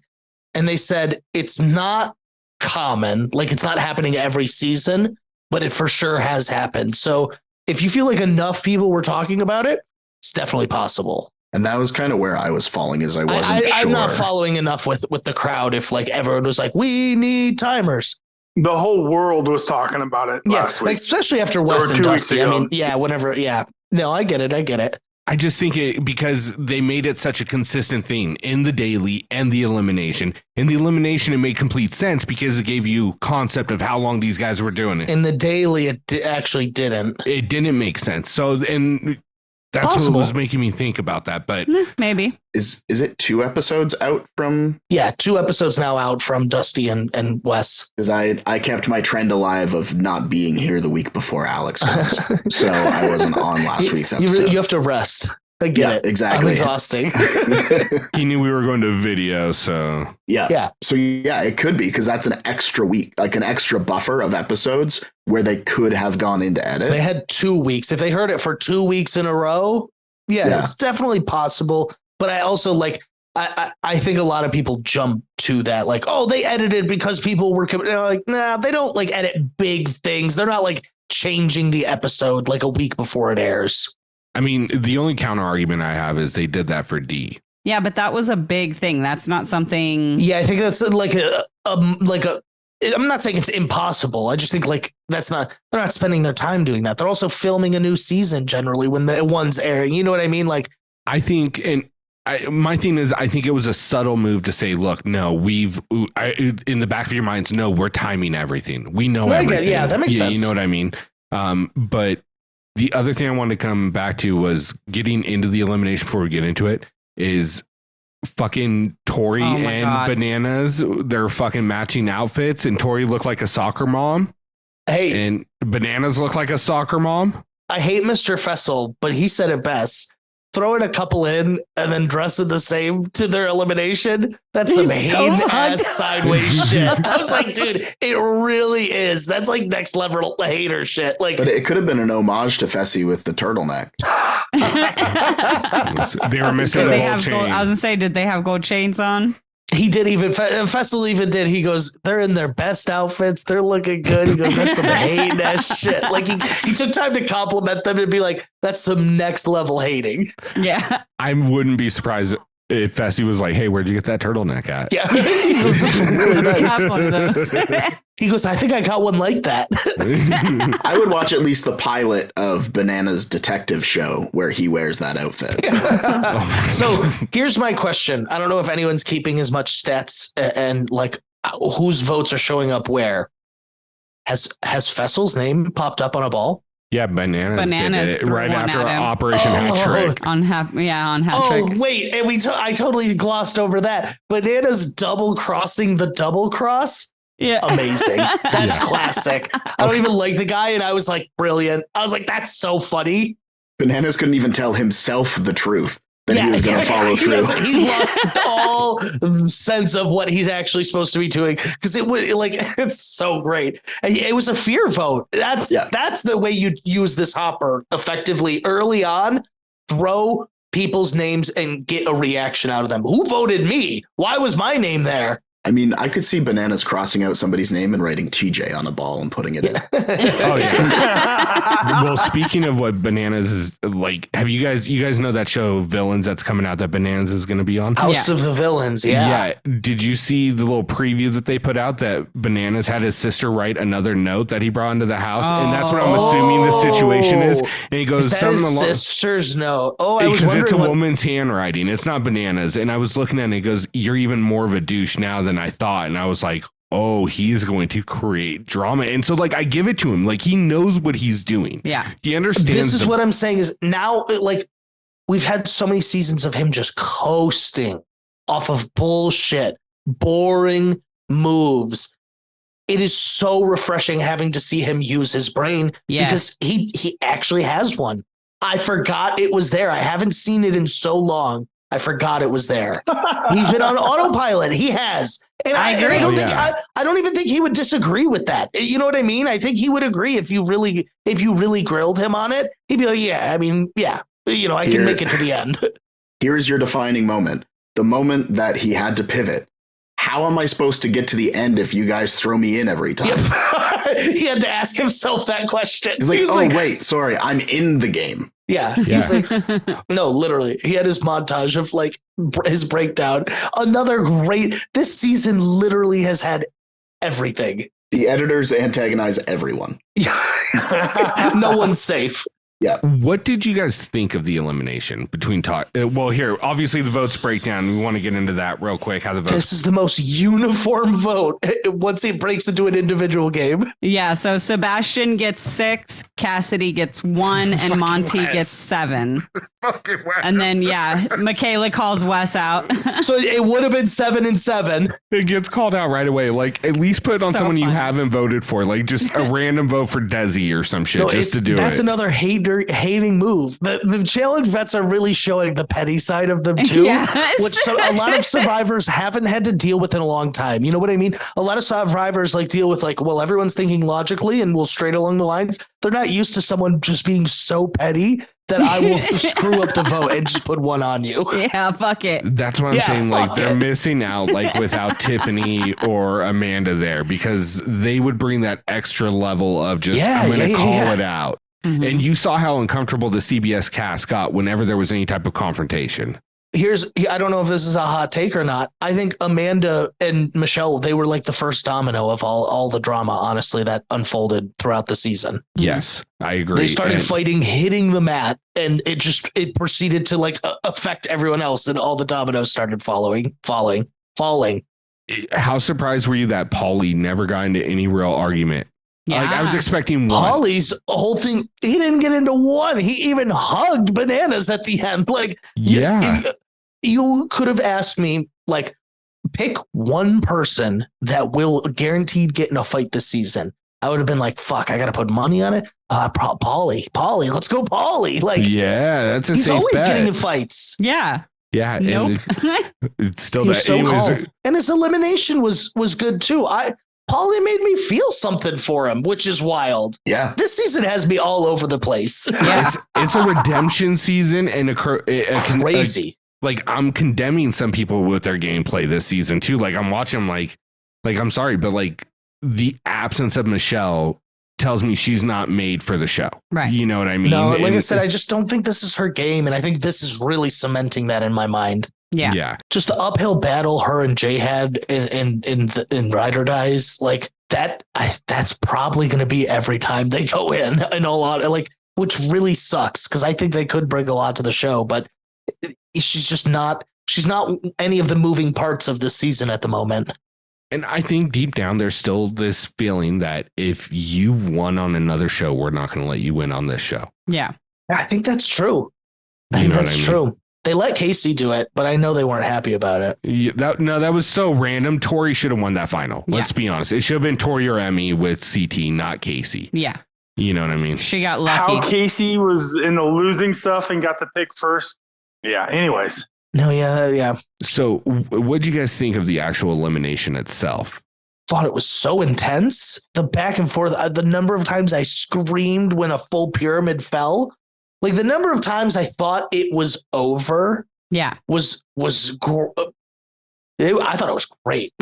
Really weird elimination though. It reminded me a lot of Big Brother. They were like, 2 Big Brother boys, get in here. You know what it reminded me of is that one that Bananas and Joss did again, or Bananas and Tony did against Joss and Sylvia in Final Reckoning, where they had to balance the things on the water. Oh, yeah. And it took them hours and shit. It took like them a long time. Forever to get that to balance on the water. Like, but I don't know. Like, I just want to know what miserable human being came up with this idea.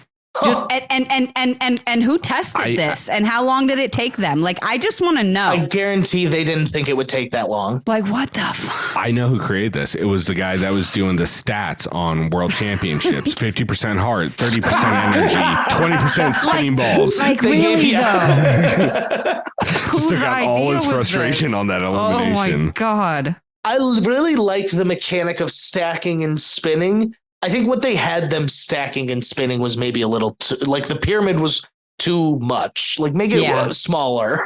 It reminded me of Survivor, where you have like the dominoes, like you have to line up all the bricks, but then you also have to step through all these things back and forth. And if you knock something, then everything falls over. Similar to that, it was almost like they took elements of a Survivor challenge, a Big Brother challenge, and an elimination, and just like mashed them together and hoped that they work. Yeah, the Big Brother challenge that I was thinking of immediately was the one where they have like the miniatures that they have to stack with the tweezers. Yeah. And you make like one wrong move and it's like, okay, here's another 45 minutes trying to get everything set back up. Yeah. But no, I see the almost the immunity version of it as well, with throwing in the fact that whole base spins, and it looked like it was on a tight spring. It wasn't like it was relaxed. It shook. Well, that shook me very first thing, watching them run out, I was like, whoa, there's a lot of tension. Yeah. And then watching them come back and they both got yanked forward, I was like, oh, this is not at all what I thought it was about to be. Same. Yeah. Exactly. Like they cranked it up. That was tight. It was at that moment I knew that this one was going to be a long one. Yeah. See, I hadn't even comprehended that because I felt like they were doing so well. You know what I mean? They each got up, and I was like, oh, wow, okay, they did it. Oh, that legit happened. I think like 8 times where they each had it stacked and it fell. It was crazy. I looked down for a second to check my phone when TJ was explaining it, and then I looked up again, and I was like, I have no idea what's going on. I clearly missed crucial information. I don't know what they're attached to or what they're supposed to do. And then as I was watching and figuring it out, I was like, this is a dumb elimination. But then the more that it happened, I was like, no, this is an intense elimination. It's just really drawn out. I'm glad that we got the montage and not the 3-hour version. Well, see, and that's where I think that two things. I'll get back to what Monty said because I read it earlier today, but I think that production is mailing it in, what I was saying earlier. Like, you get a pole wrestle, like this, basically the same version that you got of Joss and Derek K, but you only show us 1 out of 3 rounds. Mm-hmm. And it's the second round. And this 3-hour elimination, it was cool to show that it was a 3-hour elimination, but it wasn't really a challenge elimination as great as it played out to be. Right. And I think they're I don't know, maybe it's just the way post-production's doing it, and I haven't really come to a solid conclusion on it, but something's not hitting the way it should, even though everything as far as the cast is. And I think it's overshadowing it. But anyways, what I read Monty talk about was the fact that he thought throwing dirt on the platform would give him more friction and traction, which would work if it was like a hard surface that you could really dig into. It not plastic, what they were on. That's going to eat it up. That would help on the ride or dies get back into the competition challenge where you had to hold the big whatever up. Yeah, I get what he was going for, but I don't know. I like couldn't see anything where I was like, oh, they're doing this wrong or doing that wrong. Yeah. It just looked hard as hell. Yeah. Oh, I couldn't imagine. I wouldn't have done that for 3 hours. I would have quit. I would have after 45 minutes. Honestly, I respect both of them for it. Never looked like either of them quit for more than, 30 seconds or whatever. Yeah, like that moment where Monty's just sitting there after he was so close to the buzzer and defeated. It all falls. He was just like that look of just absolute what the fuck, and I have to do this again. I legit might have cried if I was that close to the buzzer and lost it all. Like, I'll be honest, I don't know I have the mental fortitude. I would have been like, no. Well, and then Tyler jumps in and starts encouraging him, too, which I also thought was really awesome. Like, I know they're friends and stuff, but like, you don't see that a whole lot in eliminations like that. And they were encouraging each other to continue, keep going. Like, so I really liked to see that they didn't let that like pressure of the elimination like come between the fact that this is still my friend, So that was cool to see like that good sportsmanship there. No, 100%. And once I saw Monty drop that last one where he got so close, it kind of felt like it was a foregone conclusion that Tyler was going to end up winning this. I just felt like they had fooled me so many times before that point. Because I literally was like, oh, Tyler got it. He's going to win. Oh, my God. I was like, okay, Monty got it. Now he's going to win. Oh, my God. You know what I mean? Yeah. I was just like, I don't know what's going to happen. So it turns out that Tyler does win at like, I think that 3 hour, 10 Yeah, it was like almost, mark. it was just over 3 hours. 250. Yeah. Or it was like 251 and some odd. I think that was the last one we saw, but I do think it went over 3. Yeah, because Monty said that it was right around 3 hours or something like that. That's nuts, though. That's absolutely wild. Like, it turned into a weird endurance battle. It did. And it was something that would have been perfect for Jordan, probably. Yeah. But the best part of it, though, was when Desi started interviewing Wes. Like, it was a fucking sports match. So when we were talking on the challenge, like the Mount Rushmore of funniest challenge people, you were like, their side commentary is like really important to me. Yeah. And I had never really took that into consideration. But when Desi did that, I was like, oh, they're going to love that. I was like, that's so funny. They're going to love that. Yeah. I mean, because I think that really shows how much charisma and entertainment when you've got a camera point on you and they're recording takes that they're going to air, it's easier to put it on. Well, and not only that, but like you're in a shitty ass situation. It's cold as hell outside. You're watching the most boring thing ever. Like nothing against the actual elimination. It was intense for the audience because they sped it up. But could you imagine sitting there watching them slowly creep through the sand like that for 3 fucking hours? I would go insane. Like I would go insane on that stage. So I absolutely lost it when Monty was in the full crab position because that was like the first sign that we got they were going to crawl. I was like, whoa, he went straight from standing to crab. Yep. That was funny. As an audience, it's only interesting when you get like the top of the pyramid and then where you're like when you're going towards the buzzer. Yeah. All the in between. We don't care. Does not matter. Yeah, we don't give a shit about that. And they started off carrying 2 balls at a time. Like, and if you like, that must have taken them forever. I almost was like, is that a rule? But then luckily I saw like Tyler carrying them all. I was like, oh, thank God. He had one in his mouth. Yeah. Keep going, bro. You got this. Yeah, that shit was great. But the funny thing is like, I'm sorry. Go ahead. No, I really like the production value of the challenge aside, like we really got to see like a ton of heart from both of them. And it bled through the TV. I was so invested because of that, I think, more than anything. Absolutely. I agree.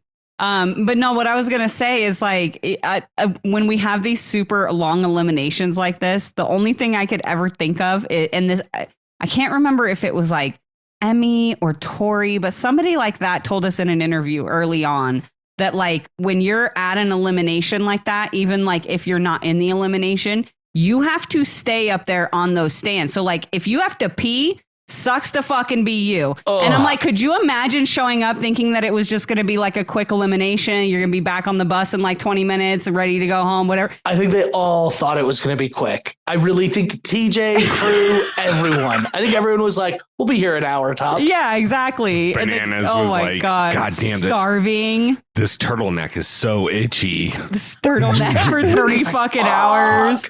Yeah, he's regretting it. Should have shaved before I wore this one. So yeah, it is crazy. But yeah, so Tyler ends up pulling it out at like the 3-hour mark. Wait, just to backtrack slightly, you guys think it was weird they had matching turtlenecks in a coat? Like match it like on hand? Did they plan that before? Plan that before the season? I was like very like, the hell is this? Like how they went through everybody's stuff. The sweatshirts I get. The sweatshirts I could see potentially, but you both have shiny jackets. Yeah. You guys both have shiny gold jackets. Same colors on jacket and sweat. I was like, they planned this? Yeah, they planned this. Planned before the season. They actually borrowed Josh and Fetzel's outfits. Well, that was my other. It was like, did they go around being like, hey, we were going to match each other? Because that's almost more annoying. Like, does anyone have a jacket I could borrow? I hate to, I don't remember who we talked to, but someone told us they have off days when they're filming where they can go out into town. That's true. So they probably bought it in town together and like, oh, this is so cute. We're besties. Yeah, exactly. That's fun. That could be it too. But nonetheless, they planned it out and they knew what they were going to do. And there was planning. There was forethought. If this was a trial, they'd be convicted of, planning. Premeditated, yeah. Premeditated twinning. Hey, no, it's funny though. I was into it. It was some hate that shit in the best way possible though. It's the Operation Hat Trick outfit. This season, like, even though these are people I typically am not rooting for, I am loving everything that they're doing. Like, I'm really not finally disagreeing with a lot of what they're doing. Like, no, why would you do this? You know what I mean? They're finally, a lot of their moves are making a lot of sense to me. Right. Well, like you said, they were on autopilot because they just ran the house. Yeah. And they finally got a set of rookies over the last 2 seasons. They're like, no. We're going to play this the way we want to play it too. And I do think, like you said, the back-to-back nature of it really woke them up. Like the 1-2 slap. Yeah. Exactly. And it just... Because before, if you look at it like during the golden era of the challenge or even before that, there were so many different alliances. It wasn't just one alliance of 7 or 8 people. It's not this mob. It's almost like an amorphous mob because it's not like a defined, it's these 4, 5, 6 people.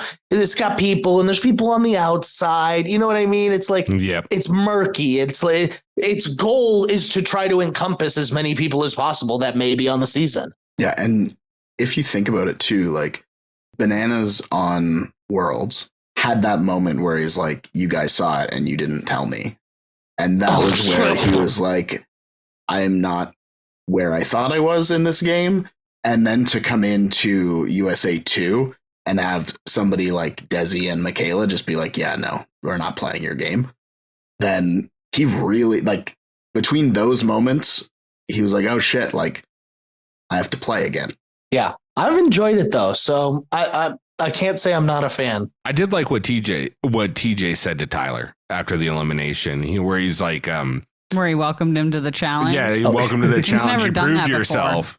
You proved yourself. I cannot think of a single time that TJ's ever said welcome to the challenge to somebody after winning an elimination. But with Monty, he said we will hopefully, definitely see you again, and that he was awesome. I love that. That's all you need. Like, we'll see you in the future one day is like a good baseline. You're fine in TJ's book. If he doesn't say that to you, if he just says take care, you're done. You're done. That's bad. That's your last one. But if he says hopefully we see you in the future, that's a good one. But if he says like, man, I really hope we see you, or we're definitely gonna see you again. Oh, you've made it. This is like so off topic, but since we're talking about this, I was texting a friend recently because I was doing this long rewatch of like all these seasons. And I was like, it is so funny the number of people that their very last confessional on the show is like, I may be first out this time, but you will definitely see me again. Like, and I'm going to raise hell. And like, there could be like a black and white and we never saw them again. Yeah. In memoriam. Yeah. Ooh, last scene saying, "You'll see me again." Fuck, that's fucked. There's so many people it's happened to. So many. Like, it's absurd because now I have the foresight where the first time I'm not spoiling myself. I'm going along for the ride. Now I know, like, oh, wait, Chet, he is in a couple more seasons. He's not some random one-off. You know what I mean? I have like more connection and foresight. But then I'm like, oh, that person's like, oh, you'll definitely see me again. Never do. Never. Fuck. Yeah, I mean, that pretty much wraps up the episode. I know TJ tells them to get their rest because it's about to get serious. I was going to say, that was so weird. Do you guys think something else is coming? But what? Like, I guess, but the only thing I could think of is like a mini final, but it feels early for that even. Yeah.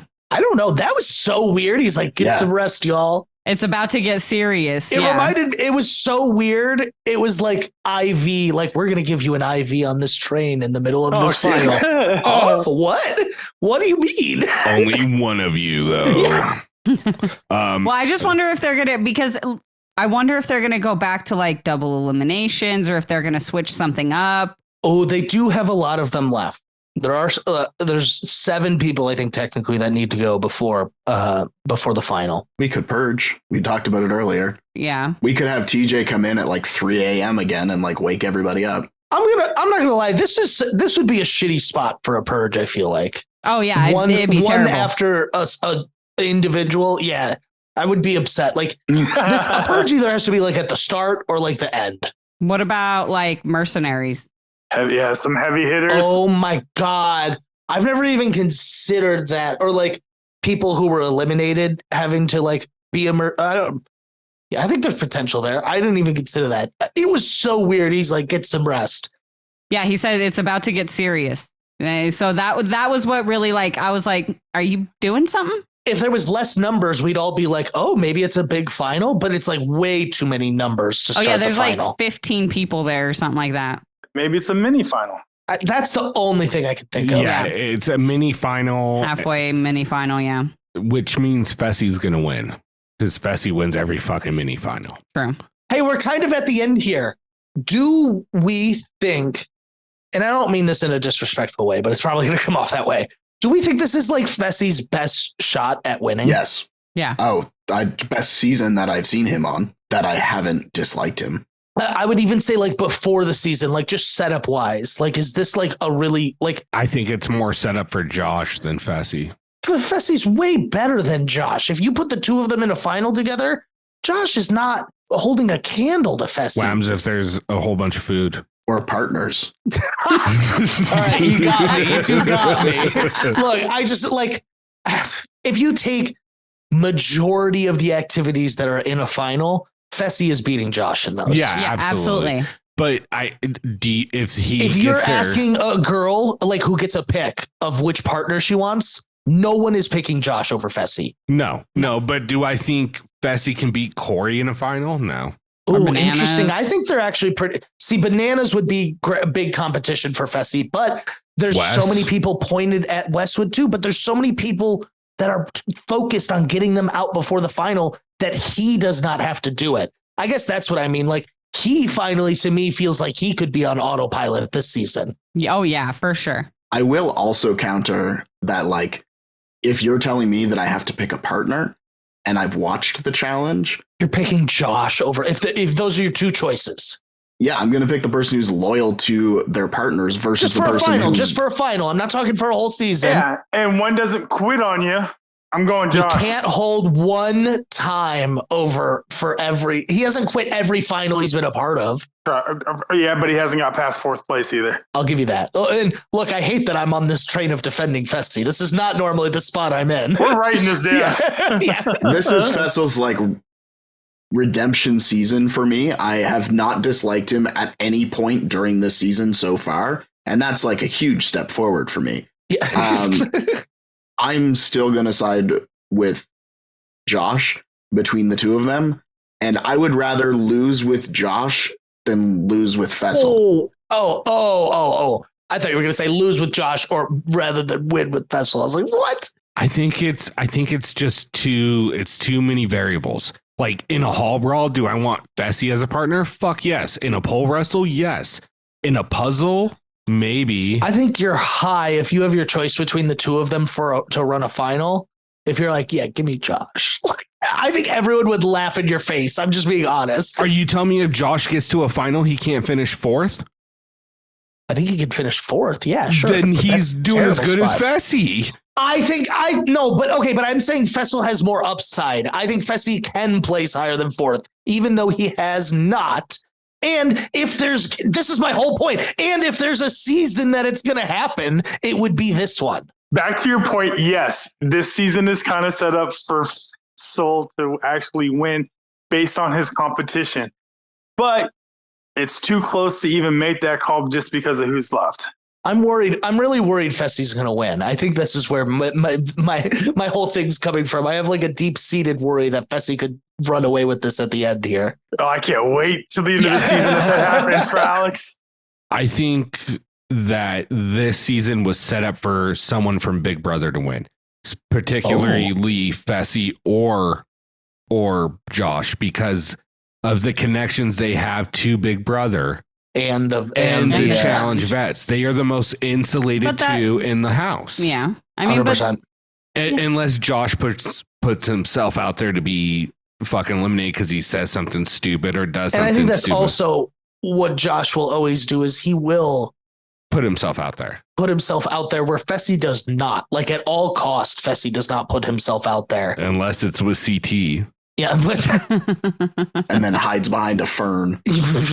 I do think like when CT is like doing that, like I couldn't because I'm 5'7", but like someone's Fessy size, I think that's how you have to respond to CT though. Yeah. Oh yeah, absolutely. I mean, and here's the thing is, do I think, yes, the odds of Fessy winning the final before Josh is obviously a lot higher. Okay, thank you. Now yes, I do think here. That.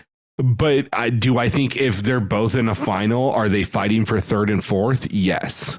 Wow. Okay. Well, so against everyone that's left? Name the last final without food. No, that's a serious thing, though. Like food is a major part of the challenge. I also think that's such a crapshoot. Some food you can get down, some food you can't. Like, I just think like if Fessel gets the right food, he'll be all right. Yeah, the last USA one was onions and garlic. So I mean, that's not bad at all. Anyone can put down onions and garlic. It's not gonna be fun. I would fucking love it. Yeah, I was gonna say I'd actually love that. I would too. And the world's one was like the funky smoothie and then like a full meal. That's what I mean is like yes, it is a roadblock for him, but it's also it's not like do 100 push-ups where Fessy's going to crush Josh. I guess it just depends. Run 10 miles where Fessy's going to crush Josh. Yeah, I guess my theme is just who's in the final with them. You know what I mean? Like, yeah, if they're going against, if it's those two, and yeah, I guess you list it. So like what, Tyler and Seabass. I'll give Tyler first and I'll let the other three figure it out. Honestly, that's how I would see it. I don't hate that either. So even though I'm making this argument, okay. Yeah, because then I think he'd probably lose to he's got a high chance of losing to like Corey. Bananas, Wes. Oh, Underwood. Do you think they could beat Underwood? Underwood's a former Division I football player. He's got something. So is Fessel. Why did I just defend him? I know. This is where I'm at, dude. Why am I defending Fessy so much? I'm telling the historian. Yeah. I don't know.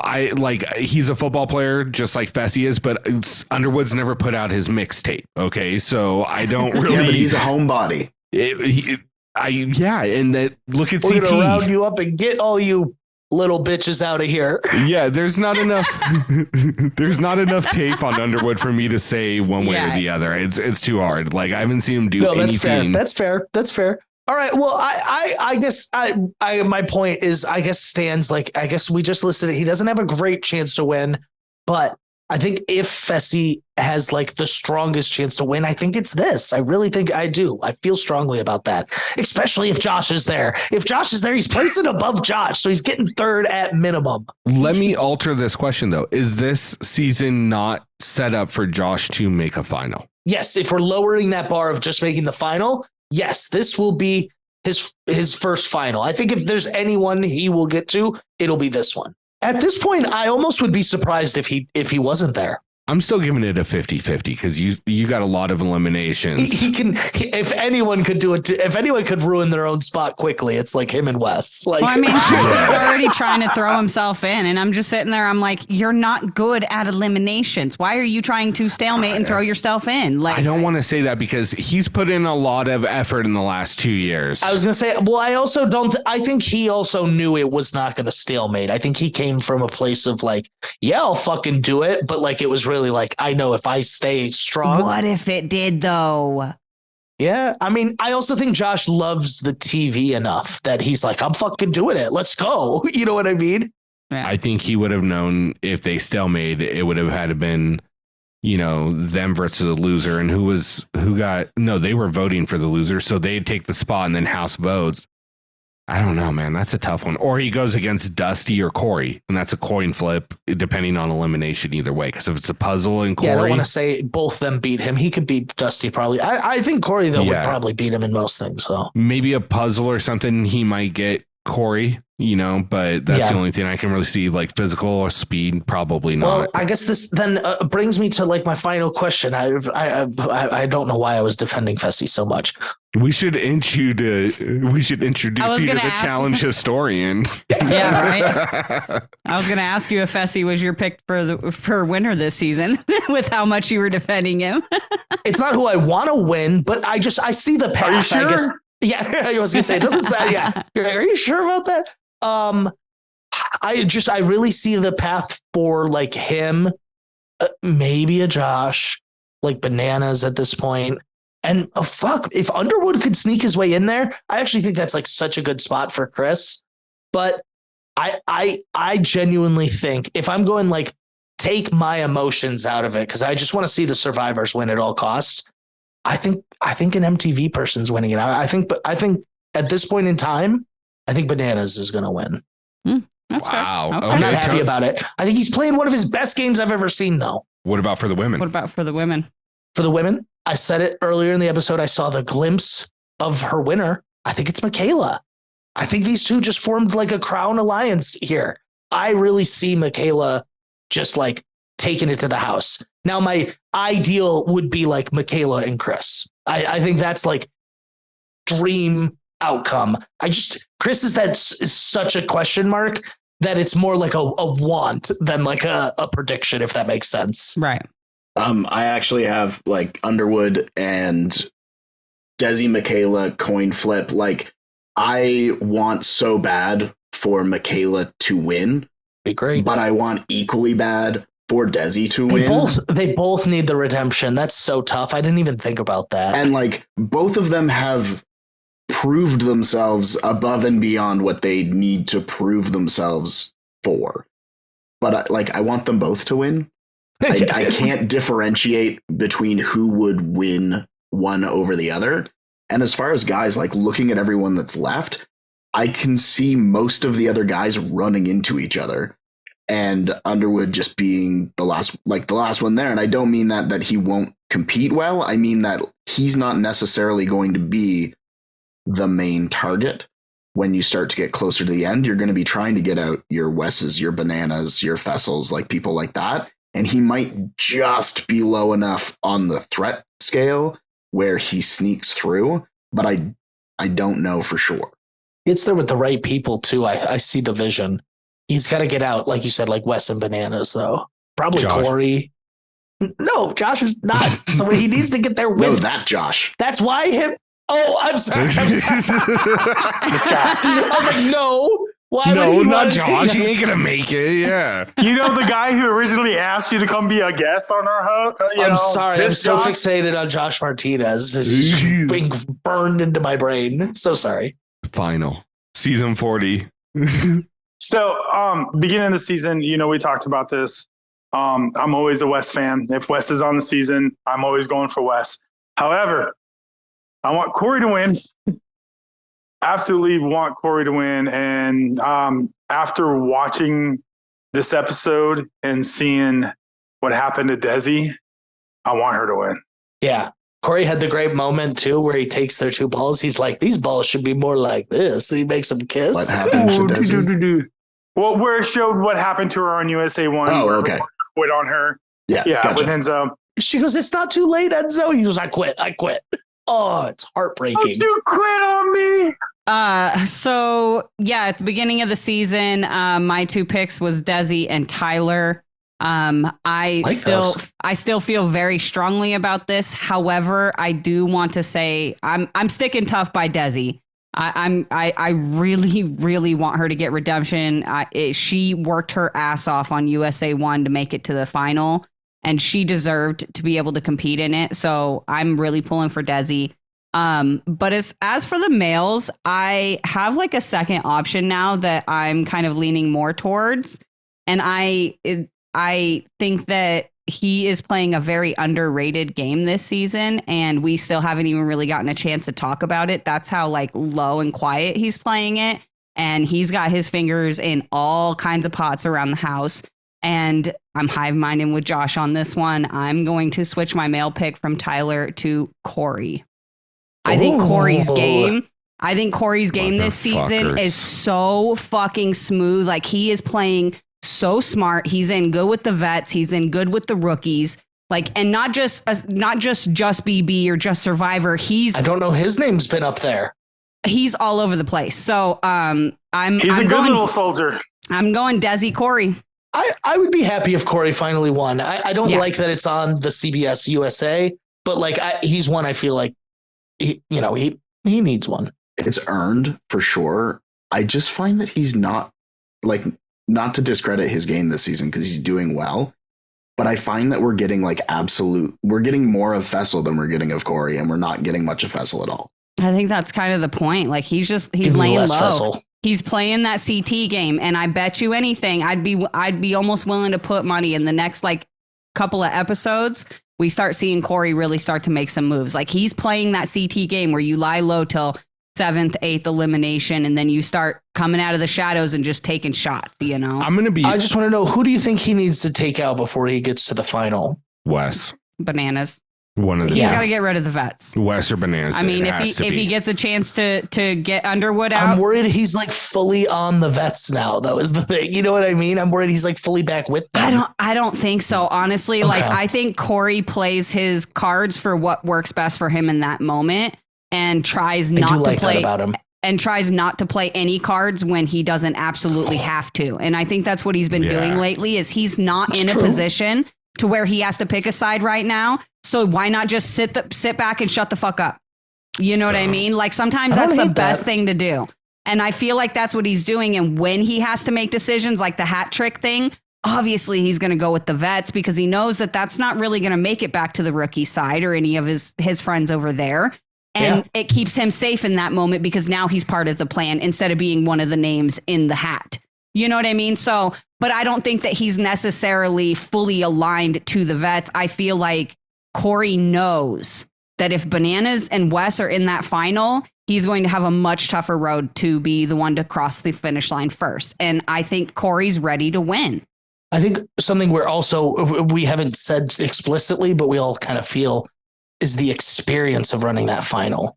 Never having run one before, it's just like a totally new, wild thing to take on. Everybody always thinks they know what they're getting into until they're actually there. And then they're like, this is nothing like, I think it was Kayla that said it on USA1. She was like, oh, everybody looks like they're excited, blah, blah, blah. And she's like, but they have no fucking clue what they're getting into. And then everybody was absolutely miserable. Like, that's what the final is made to break you. Even Festival, he hasn't seen day 2. Gosh, yeah, that's a good point. First of all, I want to mention the fact that I had Corey from day 1. I know you did. I've had Corey from day 1, and I think he still has a straight line to the final. Yeah. I don't see any way. I mean, technically, I had Corey from day 1. It's on my team. But if I'm going with my heart, I'm still saying Corey. If I'm really looking at it, though, the moves Bananas making right now, I just feel like he's being loud. I think Bananas is about to out chess him before the final. I think Bananas is lining up things really nicely at the moment. where I just don't see that from Corey. But you guys could be right. He might not need to. He might just have that straight shot there. I don't think Bananas is worried about Corey. And that's my thing. Well, he was at one moment. I guess that I'm still holding on to that where he was super anti-Corey for a whole episode. You know what I mean? Can't believe you'd vote with them, dude. That's weak as shit. He took his spot and everything. Went on to his tirade. Then he took his spot. So I was holding on to that. But really, when he took his spot, they must have like watered under the bridge it because they've been cool ever since. And I feel like they get to a final and it's Bananas and Corey. Bananas has the advantage, and Corey knows he does. I think Bananas is winning. I'm not crazy about the outcome, but the season's been so good, I might look past it. And I can't say I don't want it. I really don't want it, but of his 7 wins, probably this will be the most earned. Or his 8 if he wins this one. This will be the one he earned the most, in my opinion. I'm gonna go out on a limb here, and I'm gonna say Bananas doesn't make the final at all. Oh, I mean, hey, don't tempt me with a good time. I would love that. It definitely has appeal. So, Rick, who's your female? Women. All right. So my heart, I want Desi to win. My brain right now, the way she's lined it up, and just because I have more tape on her than any of the other women, Tori. Yeah, Tori's playing a good game this season, to be honest. I could see Tori winning it too. It was hard not saying her, honestly, but especially if this thing with the Survivor girls works, if it sticks, there's no reason she won't be at the end again. Yeah, but here's she gets to the end, and I'm sorry, but experience in a final wins out. Yeah. Oh yeah, she gets to the end. But here's my thing. I don't trust this alliance as much as Tori does. I really don't, because these three girls have wanted Tori out from day fucking one. You're telling me all of a sudden they're going to take her to a final with them? No way in hell is Desi, Michaela, and Chanel stupid enough to take Tori, one of the most recent female champs, the most recent from the flagship, take her to a final with them. There's no fucking way. I don't buy it. I think you're right. I think you have a point. My thing is without not picking Tori, not picking not picking Tori, not picking Bananas is at this point, yes, they're playing a very great game, but there are still so many survivors that it takes one fucking mistake, piss one of them off one time, and the whole fucking game is flipped on its head. And that's what I love about this season so much, that's even possible. I will agree 100% on the Bananas side, because just sheer numbers. How many women are left? I think there's one less women than men at the moment. But it's not like men can't vote for women in the elimination or whatever. The thing is, men and women can cross everybody vote. can cross vote. But who's gonna vote on the men's side for Tori? You've got Bananas, you've got Wes, you've got Corey, who might vote. She's got Seabass. She's got Fessy, she's got Josh, she's got Seabass, and then maybe Tyler. If it keeps their ass out, maybe. I think Tyler, Chris, maybe Fessy, maybe I don't know about Josh. Maybe Corey. You've seen Josh already go against Tori in the Spies Love His Allies thing. So it's not like it's not like it's completely against for Josh to do it to save his own ass. And if it was a male down there and it was you have a potential of going in, Josh, because there's only 5 or 6 guys left or whatever it is. You have the potential of going in, or you're going to vote for fucking Tori and let's get a girl elimination down there. You're telling me Josh is going to say no? You're telling me that Josh is going to put Tori's name before Michelle's? Forget Michelle. Let's pretend she's fucking gone, because I don't see her around much longer either. Who is he voting on? But you're making it sound like there's a plethora of girls that he's really close with. There's one girl outside of Tori that he's close with. And if it came down to it, I don't think he votes Tori before Cassidy. I think he votes Cassidy. I mean, it's possible. I think Tori is the one he will take to the very end. I know, but what I'm saying is, if somebody comes to him and says, dude, we're either voting you or you're going to vote with us to get Tori down there. You're telling me he's going to say no. That's what I'm saying. But the way the vote structure works, that's not going to happen. You don't know. It's not like they need a majority. No, I mean, but don't. It helps. That's what they just did with Monty and Sebastian. They did it, Monty and Sebastian. Yeah, they did. They literally just did it this episode. So, I mean, it does help to, if you want to ensure somebody specific goes down there so you don't have to go against them and you don't have to run a final against them, that's the best way to do it, is to get as many people as you can to say one name.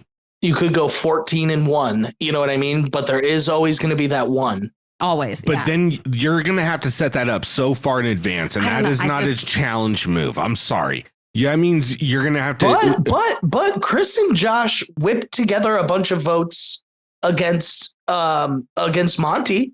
Yeah. Yeah. Actually, I watched it twice because it was not confusing. They whipped the votes against both of them to be like, hey, let's make it not us. Like, yep. Yeah. They like went to their separate sides and like, hey, us survivors, we're all going to vote Monty. And Josh was like, us BB and challenge people, we all got to vote Sebastian. Wes, you can do what you want. Yeah, Wes. But literally though, and honestly for them, who cares? Because it's not a majority rules thing. I guess it didn't work in their favor. And I guess maybe the one ball could have helped. I guess technically, if the one ball could have helped, then Cassidy would have gone into elimination because that would have been the West vote. I just feel like looking at the women that are left, I don't see an end game for Michelle that makes her to the final. I hate that I forgot she was there. I know. Yeah.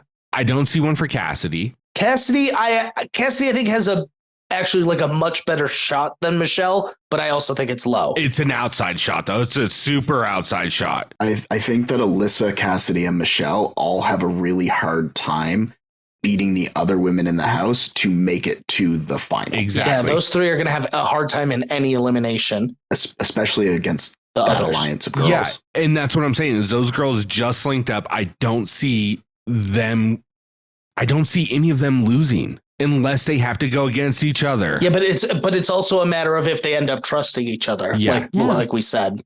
But at the same time, like if they throw them in, they're not going to want to throw like Desi's not going to want to throw Chanel or fucking Michaela in against Tori. Wow. Okay. So now I'm curious. You think those four will be the final four, the three survivor? So the Desi, Chanel, Michaela, and Tori. You think those will be the four?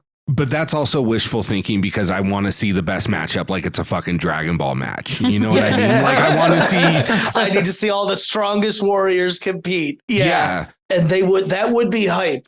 No, it definitely would be. I think that's a mistake for Tori, though. I get the short-term game she's getting from it, but long-term, she needs a couple of those other three in the final for her. She expressed how hard the balance is of like, take strong people to the end, you lose. But if you target them too early, you go out. Yeah, I don't know. For the women, it seems a lot clearer. The men, it seems like a complete fucking toss up. Anything can happen. The men is very up in the air. I honestly, like Seabass would be like the most shocking, but any of the other men, I'd be like, I see their shot to win right now. Yeah. I will say as well, I'm going to beat a drum for Josh Martinez, and actually to keep it on brand, I will bang a pot for Josh Martinez. He's taken time off, as Rick said, worked on the stuff that he wasn't so hot on before. He's put in the work. Like I've been following him on Instagram, like watching him put in the work. I wouldn't be surprised that if he makes a final, no matter where he places, the next time he makes a final, he's infinitely better than he was. Just getting that experience. Here's my my pan to your pot. I think if Josh sees an elimination before the final here in USA2, he's out. The men that are here right now, he will lose to all of them. He needs to now navigate the game, avoiding elimination completely. And I don't think that's a great spot to be in. It's not, but I think that he's correctly insulated. That unless you're right. He is correctly insulated though. Unless Seabass goes against him, I guess maybe Chris is not going to. Maybe Tyler could start. I also think, but I guess this is also. I don't see Bananas and Wes ever really sticking their neck out for Josh fully. Maybe a little, but not anything that like is substantial. Or taking a shot against him to get him out before a final. Bananas won't even stick out his neck for Wes. Yeah. Or vice versa. Oh, wow. Wait, did you guys talk about how like dirty that actually was? Wes went in there and like fought for the whole vet group. And then he couldn't get it. And they were like kind of upset with Wes. And then like 2 weeks later, they were like, couldn't do anything, Wes. Sorry, it's you. Yeah. It was really dirty of them to like try to chastise Wes for not being, for like considering like conceding a little. And then they folded so fast. Well, it looks like I can't do anything here. No shade at Amanda at all for not being able to do it. They're just like, we didn't expect anything from you, but you could have done something. That's funny. That's good shit. I like that. God, I think that pretty much wraps everything up. We filled our quota. We did it. Yeah. I knew We we would, did, though. yeah. I'm proud of us. I wasn't scared. Josh is going to miss the whole fucking outro, but He's going to come back and the meeting's going to be over. It's just going to be a blank screen. Are we doing the confessionalist giver? Yeah, I don't really have. I don't have one. I don't remember. I just have Michaela. Yeah, I'm going to say Chanel for the circle back. Table this, circle back. That didn't happen this episode. It doesn't matter. It's winning. I don't think it was a confessional either. Doesn't matter. Wins for the year. Just putting that out there. Fair enough. No confessional. Yeah, probably Michaela. So the best confessional of the episode. Yeah. I think it's got to be Seabass's string of getting blindsided twice in the challenge. Then to being like, but it was super hot though. I guess I got turned on or something. I don't know. That was pretty good, actually. Yeah, that was pretty good. Because he was like, dude, because it started out great. He's like, dude, we just agreed 5 minutes ago we're gonna help each other, and then like Tori does the same thing to him not moments later, and he fully is like, yeah, it was really hot. Like, what? You just did total heel turn. God, he's up hard for her. It's bad. Yeah. He's down bad. Yeah, it's rough. I feel bad for the guy. I think he thinks it's way more serious than it actually is. Oh, if that's what you're referring to. Yeah. There's going to be a conversation after filming's done. Oh, I'm sure. Oh, yeah. Well, filming's been done. Well, yeah, I'm just saying for the illusion Timeline of the for show. us. Yeah. Did you have one or no? No, I don't really have one for I don't know. Just none of the confessionals really stuck out to me. And like, while I was Tiffany's trying to pick like now. a favorite exactly. one, I felt like I was just forcing it to have one. And so I don't really have one, but I do have a line of the night. I'm going to give that to Tori for her. It's becoming part of my legacy now because that was fucking hilarious. And then I'm going to give my MVP to Tyler because that elimination was absolutely just a mind and body fuck. And I cannot imagine having to do that. And he threw himself in for his woman. He did. He threw himself in for his How showmance. romantic. Made it a man's day, went against his best friend in the house. I also think it is so funny that they have just like coined like, oh, we'll make it a man's day or a woman's day. Like they're like trying to set their own rules, but Wes is like, here's one woman. Like, Yes. I think that's what's the best part about it is he didn't throw it like on Bananas or Corey to make it still a man's day. He's like, I'm gonna fuck up everyone's plan. Yep. Okay, I just thought of something real quick. What happens if TJ's whole stay ready or get some rest? What happens if he gets rid of the, like, they put in the vote and he's like, all right, so everyone that voted for a woman this time, your votes are out. It's just going to be man's day. It's a man's day. Oh, that could be So interesting. they flip it. Yeah. So now they have to make sure it's like a fair coverage almost. Yeah. Because they are going to have to, they need to at some point be like, okay, no more women could be eliminated. Or like, you know what I mean? Yeah, they're going to run out. Yeah. Yeah. I mean, they could just do it when they get to like When they stop 5 at women. that point. They're just like, cool, men's days from now on. Enjoy. Yeah. It honestly could be that. Yeah, it could be that too.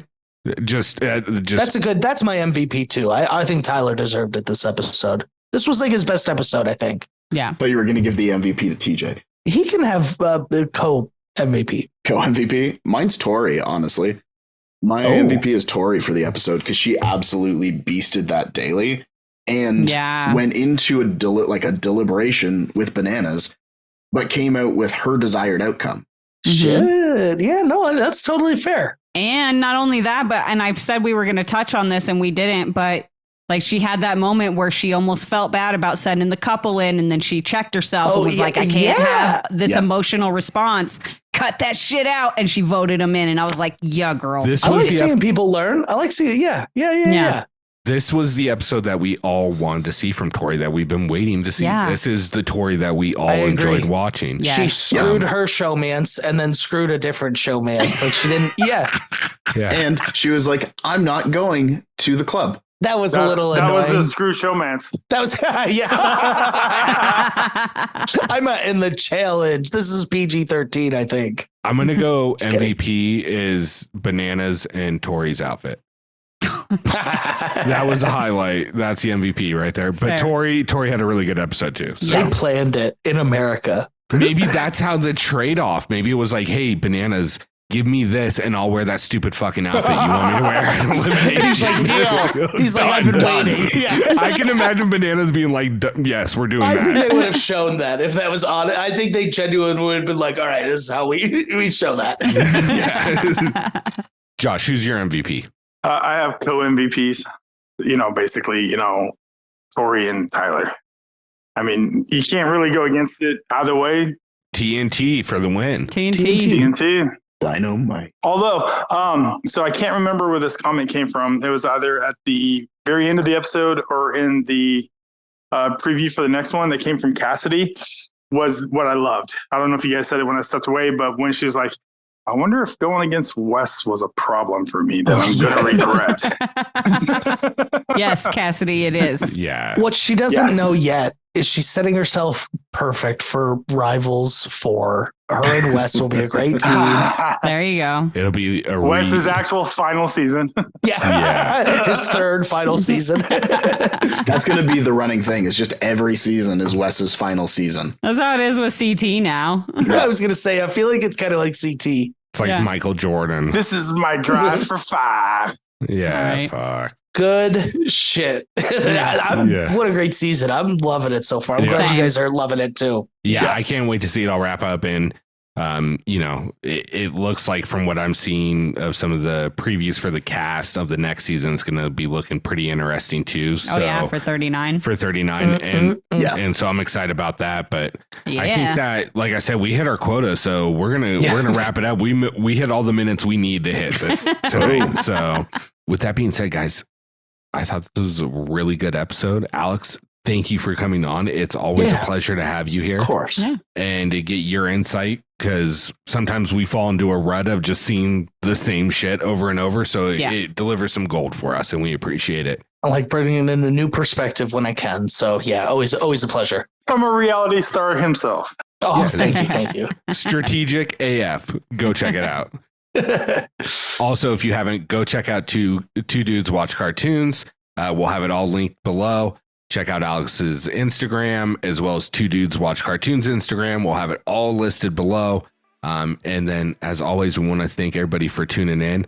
So for myself, Ricky Hayes, my beautiful wife, Karina Hayes, Tony, Stats and Info Lance, 2 people right there. And of course, Josh motherfucking Chambers. And once again, Alex, thank you so much for coming on. And thank you guys for tuning in. We'll see you later. Bye. See ya. Bye.